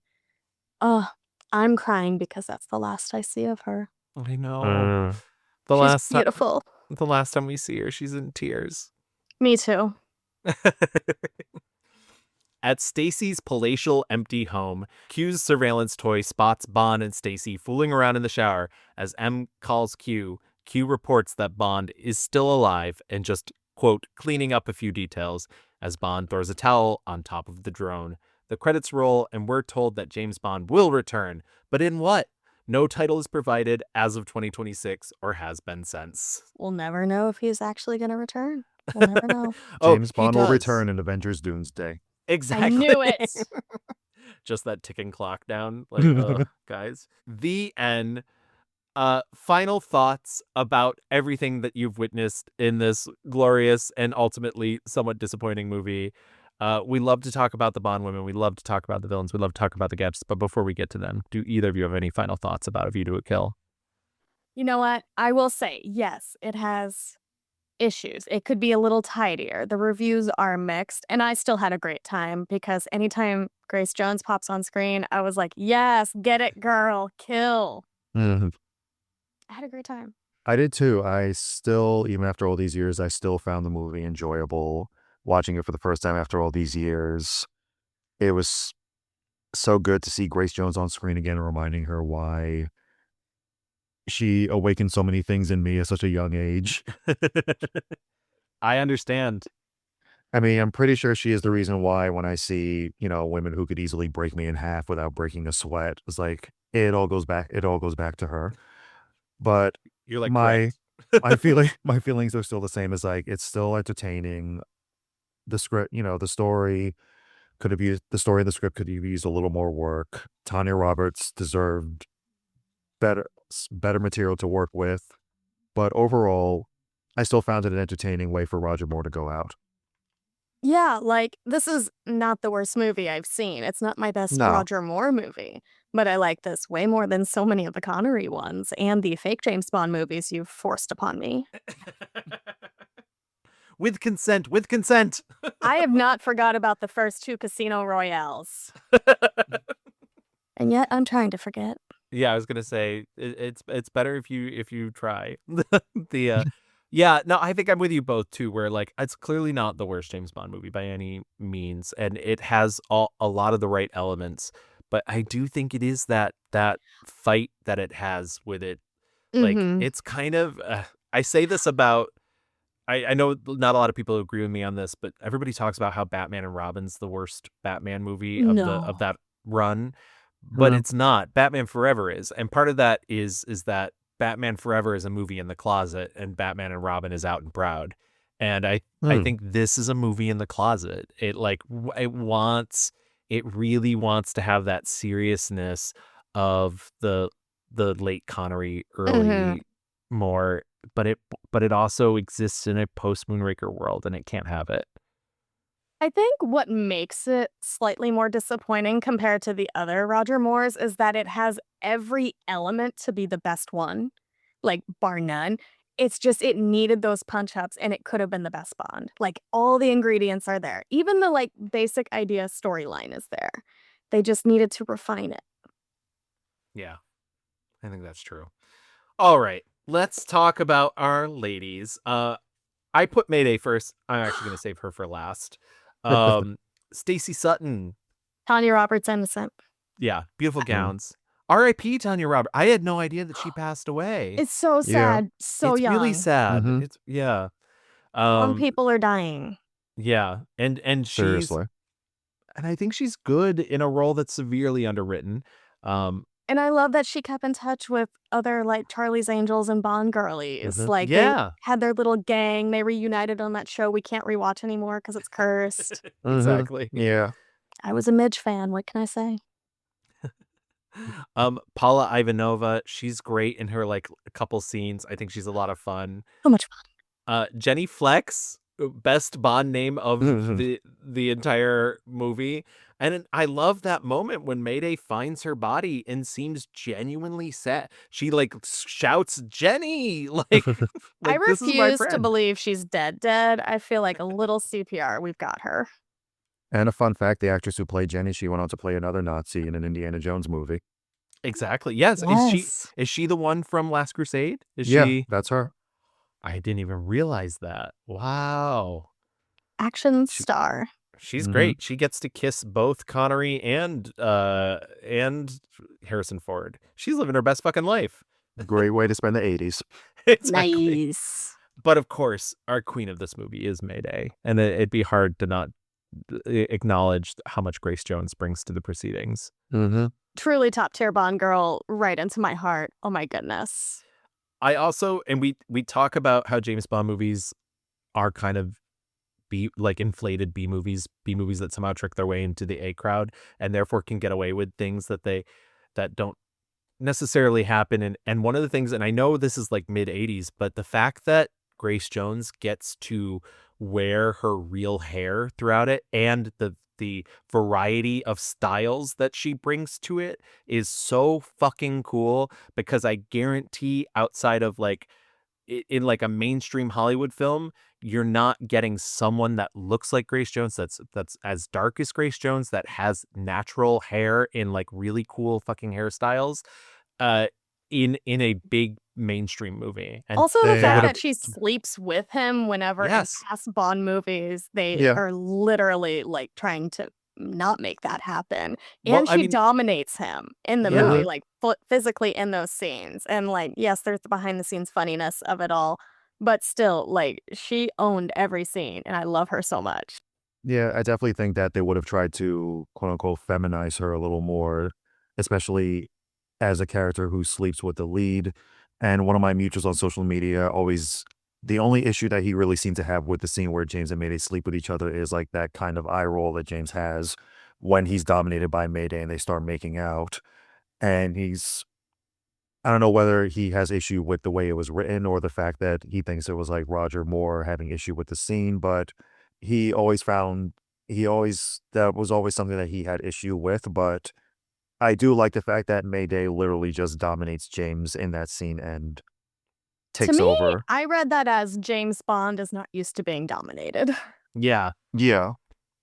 because he's usually like the instigator in all of these things. hmm And I like that she's just like, we're flipping you around.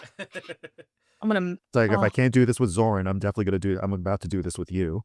And she Yeah. can throw him around. Ooh. hmm That's actually what you just said too, Chels, is it made me think it's really interesting bookends too, because his first film being Live and Let Die, he sleeps with a black woman, and she like when you first see her, she's wearing a wig, and then she has natural. So it is just something pervasive in the Roger Moore, even though basically since then he's been with many just lily white women.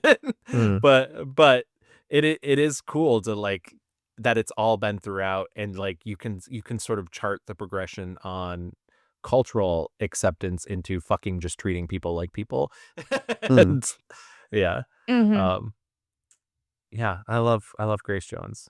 I I don't do. think I was gonna say I don't think I get any argument from either of you. And my final Yeah. Bond woman, Miss Moneypenny. My goodness, I love you, Oh yeah. Lois Maxwell. You're beautiful, lovely. I'm glad you got out of the office this time round.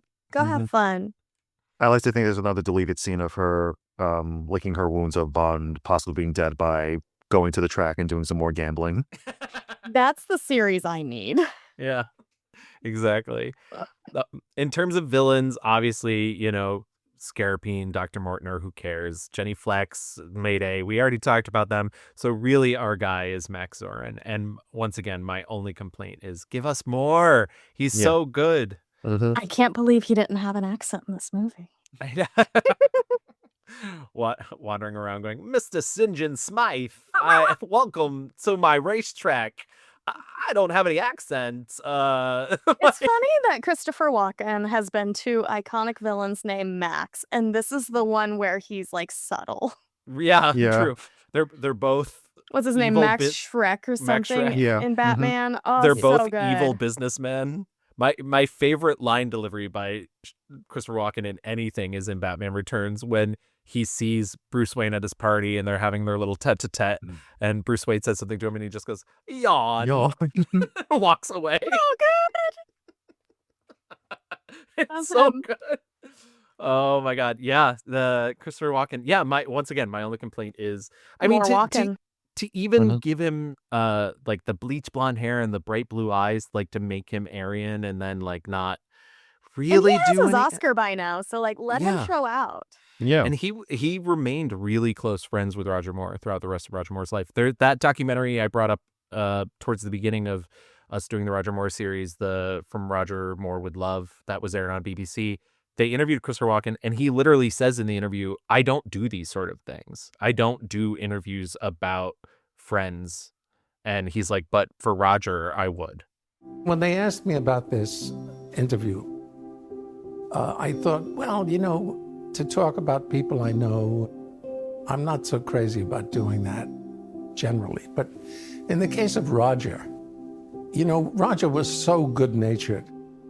He was so generous as an actor on the set with his time and hospitality.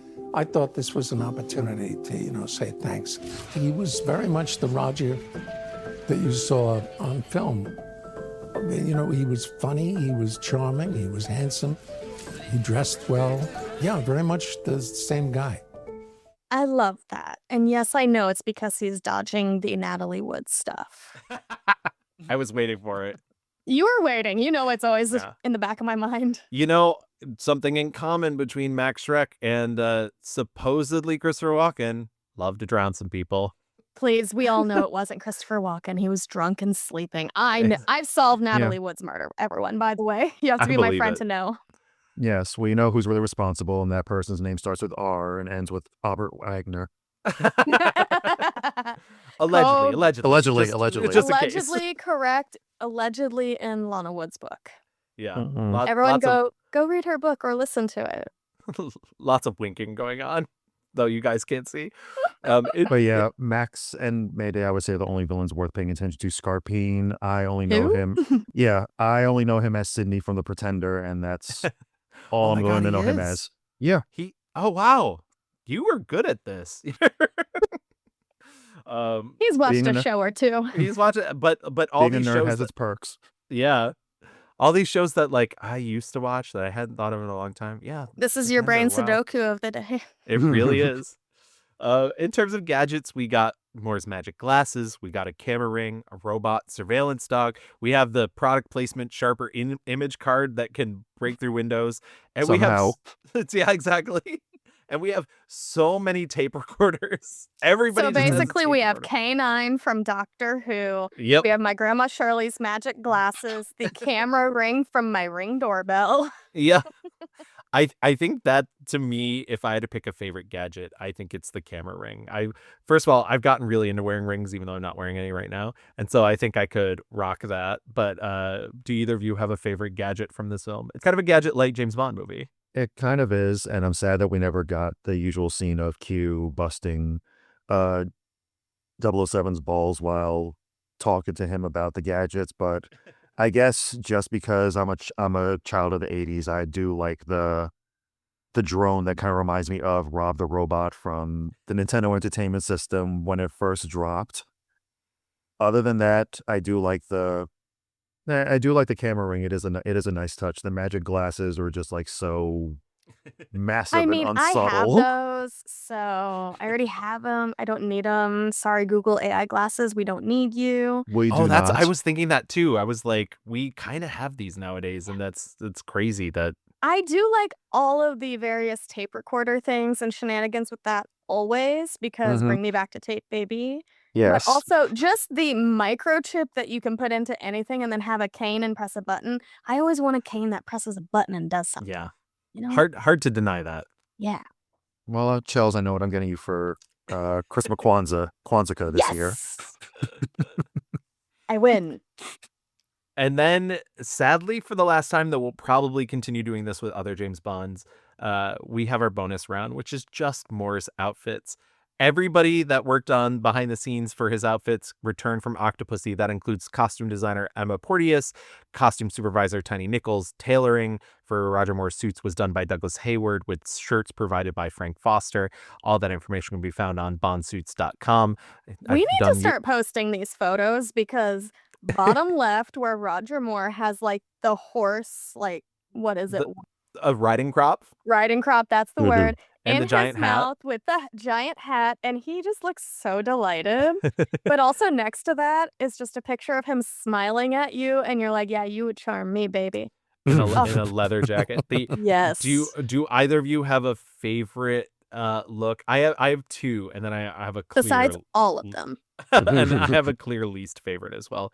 My two are the racetrack, because that Mhm. classic, the top hat with the Oh, like wide tie, but then also the kind of like blue grayish blazer that he wears early on in the film. It's so good. He looks such a so good color good. on him. Yeah. I mean, just the skiing outfit in this photo specifically looks amazing on him with the sunglasses and the fur. I love it. The fur is a nice touch. Not that we're supporting fur, but it No, we you know. support a faux fur, Yes. obviously. Yes. But also, he rocks a top hat, and of course, the riding crop photo. We have to post that online. This is amazing. It's my favorite photo I've ever seen in my life. Brian, do you have a favorite? I do like his racetrack outfit with the top hat, along with him just, I guess, him in rugged MacGyver mode with his leather jacket and his Yes. dress slacks for rescuing people from elevator shafts and swinging around on fire trucks. The ideal outfit for such activities. I think the worst, and I'm pretty sure we probably all agree on this, but the like track jacket, track pants that he wears when he's sneaking around the lab is so bad, and it's so like it ages him. It makes him look like grandpa. It's the only time in the movie where I'm like, oh, that's an old dude. It's also too Yeah. casual for him. Yeah. Way too casual. I don't like it. Put him back in that like leather jacket. Come on. Grace Jones says so too. Mayday's like, Yes. yes, leather. Put a riding crop in your mouth. Yes. This is why Mayday was down. She did find his sense of humor surprisingly sexy. So Maybe they shared common interests. Maybe that's why they bonded. exactly. There was certainly some bondage going on. Hell yeah. Well, I think that's case closed on A View to a Kill. Thank you so much for joining us, Brian. Please tell our other agents out in the audience where they can find you online. You can find me on Blue Sky and Instagram as Hell Resident NY. I'm usually around New York in all of the movie theaters, telling people to shush and be quiet and stop. Thank you for your service. Yes, and to stop talking during the movie, and please put your phone away and stop trying to take photos of the title cards. For some Yes, strange why? reason, it's like, Why is that a thing? Why? They post can them just- online. Just take the picture from Google. or Yeah. take a picture of the movie poster in the lobby if it's there. I promise you, we'll believe you if you tell us that you saw the movie, but I digress. Yes, you can find me on Blue Sky and Instagram as Hell Resident NY. I just blew off the dust on my Letterboxd. So you can find me there as well. You can find my work at pajiba.com and my earlier work at uprocks.com. Beautiful. Amazing. Yeah, thank you so much, Brian. You have been an absolute delight. I'm so happy that you contacted Chels I don't know exactly how it happened, but I force my friends to talk to me on podcasts. I love it. I'm glad you picked this one. This is a fun one. But as I Charles said, lifted me above her head like Mayday and Yes. made me until I said yes to being on the podcast. shook you up and down. But as I said, that's case closed on A View to a Kill. Thank you for listening to the Q Division. If you'd like to listen to our previous episodes, we're available wherever you listen to podcasts. Please make sure to rate and review our show while you're there. And you can also find us on Blue Sky and Instagram at QDivisionPod on both, or you can email us at qdivisionpod@gmail.com. Chels, please remind the agents where they can find you. I am Chels725 on the Blue Sky, Serialized, which is like television Letterbox. I am occasionally on Real Letterbox. I don't like to be perceived. If you see me log something, do not talk to me about it. It is my diary. Stop reading. And then, obviously, I'm here on the Q Division. And then right now, we should be having episodes come out across the Hooniverse. Gavin's a guest. Brian, I'm forcing you to be a guest because I just like to talk to people about nerdy shit. And I've been here on the Glitterjaw family, Fear-Coded Gimmicks. I did another Screonk where I talk about the greatest film ever made, Godzilla vs. Kong. It got me out of my pandemic depression and has only made me a better person. And funsies things, I'm on And a Rewatch Pod, but we're making a second feed just for all of our reality shows and all of our stories. So go check my socials for that link. And then, of course, I'm on The World According to Glenn. I'm very proud of my Serving in Silence episode. What a great little TV movie. Everyone go listen. And go listen to Gavin talk about Mary Riley, a movie I cannot get out of my mind. To talk about accents, Christopher Walken would fit in. Hello, Mary Riley. I'm Dr. Jekyll. Pleased to meet you. This is Mr. Hyde. I would love it. And for me, I'm Gavin doing terrible Christopher Walken impersonations. You can find my declassified account on it's Gavin. That's SHHITSGAVIN on Blue Sky. And you can find me on Instagram if you want to do at GavinMev. You can also find my other long-running film podcasts at The Mixed Reviews on any podcast platform, co-hosted by my good friend Louis Rendon. To find more information about The Mixed Reviews, please visit glitterjaw.com/mixed-reviews. And until next time, we hope to have left you shaken, not stirred. Dance into the fire. That fatal kiss is all we need. Dance into the fire. When all we see is the view to a kill.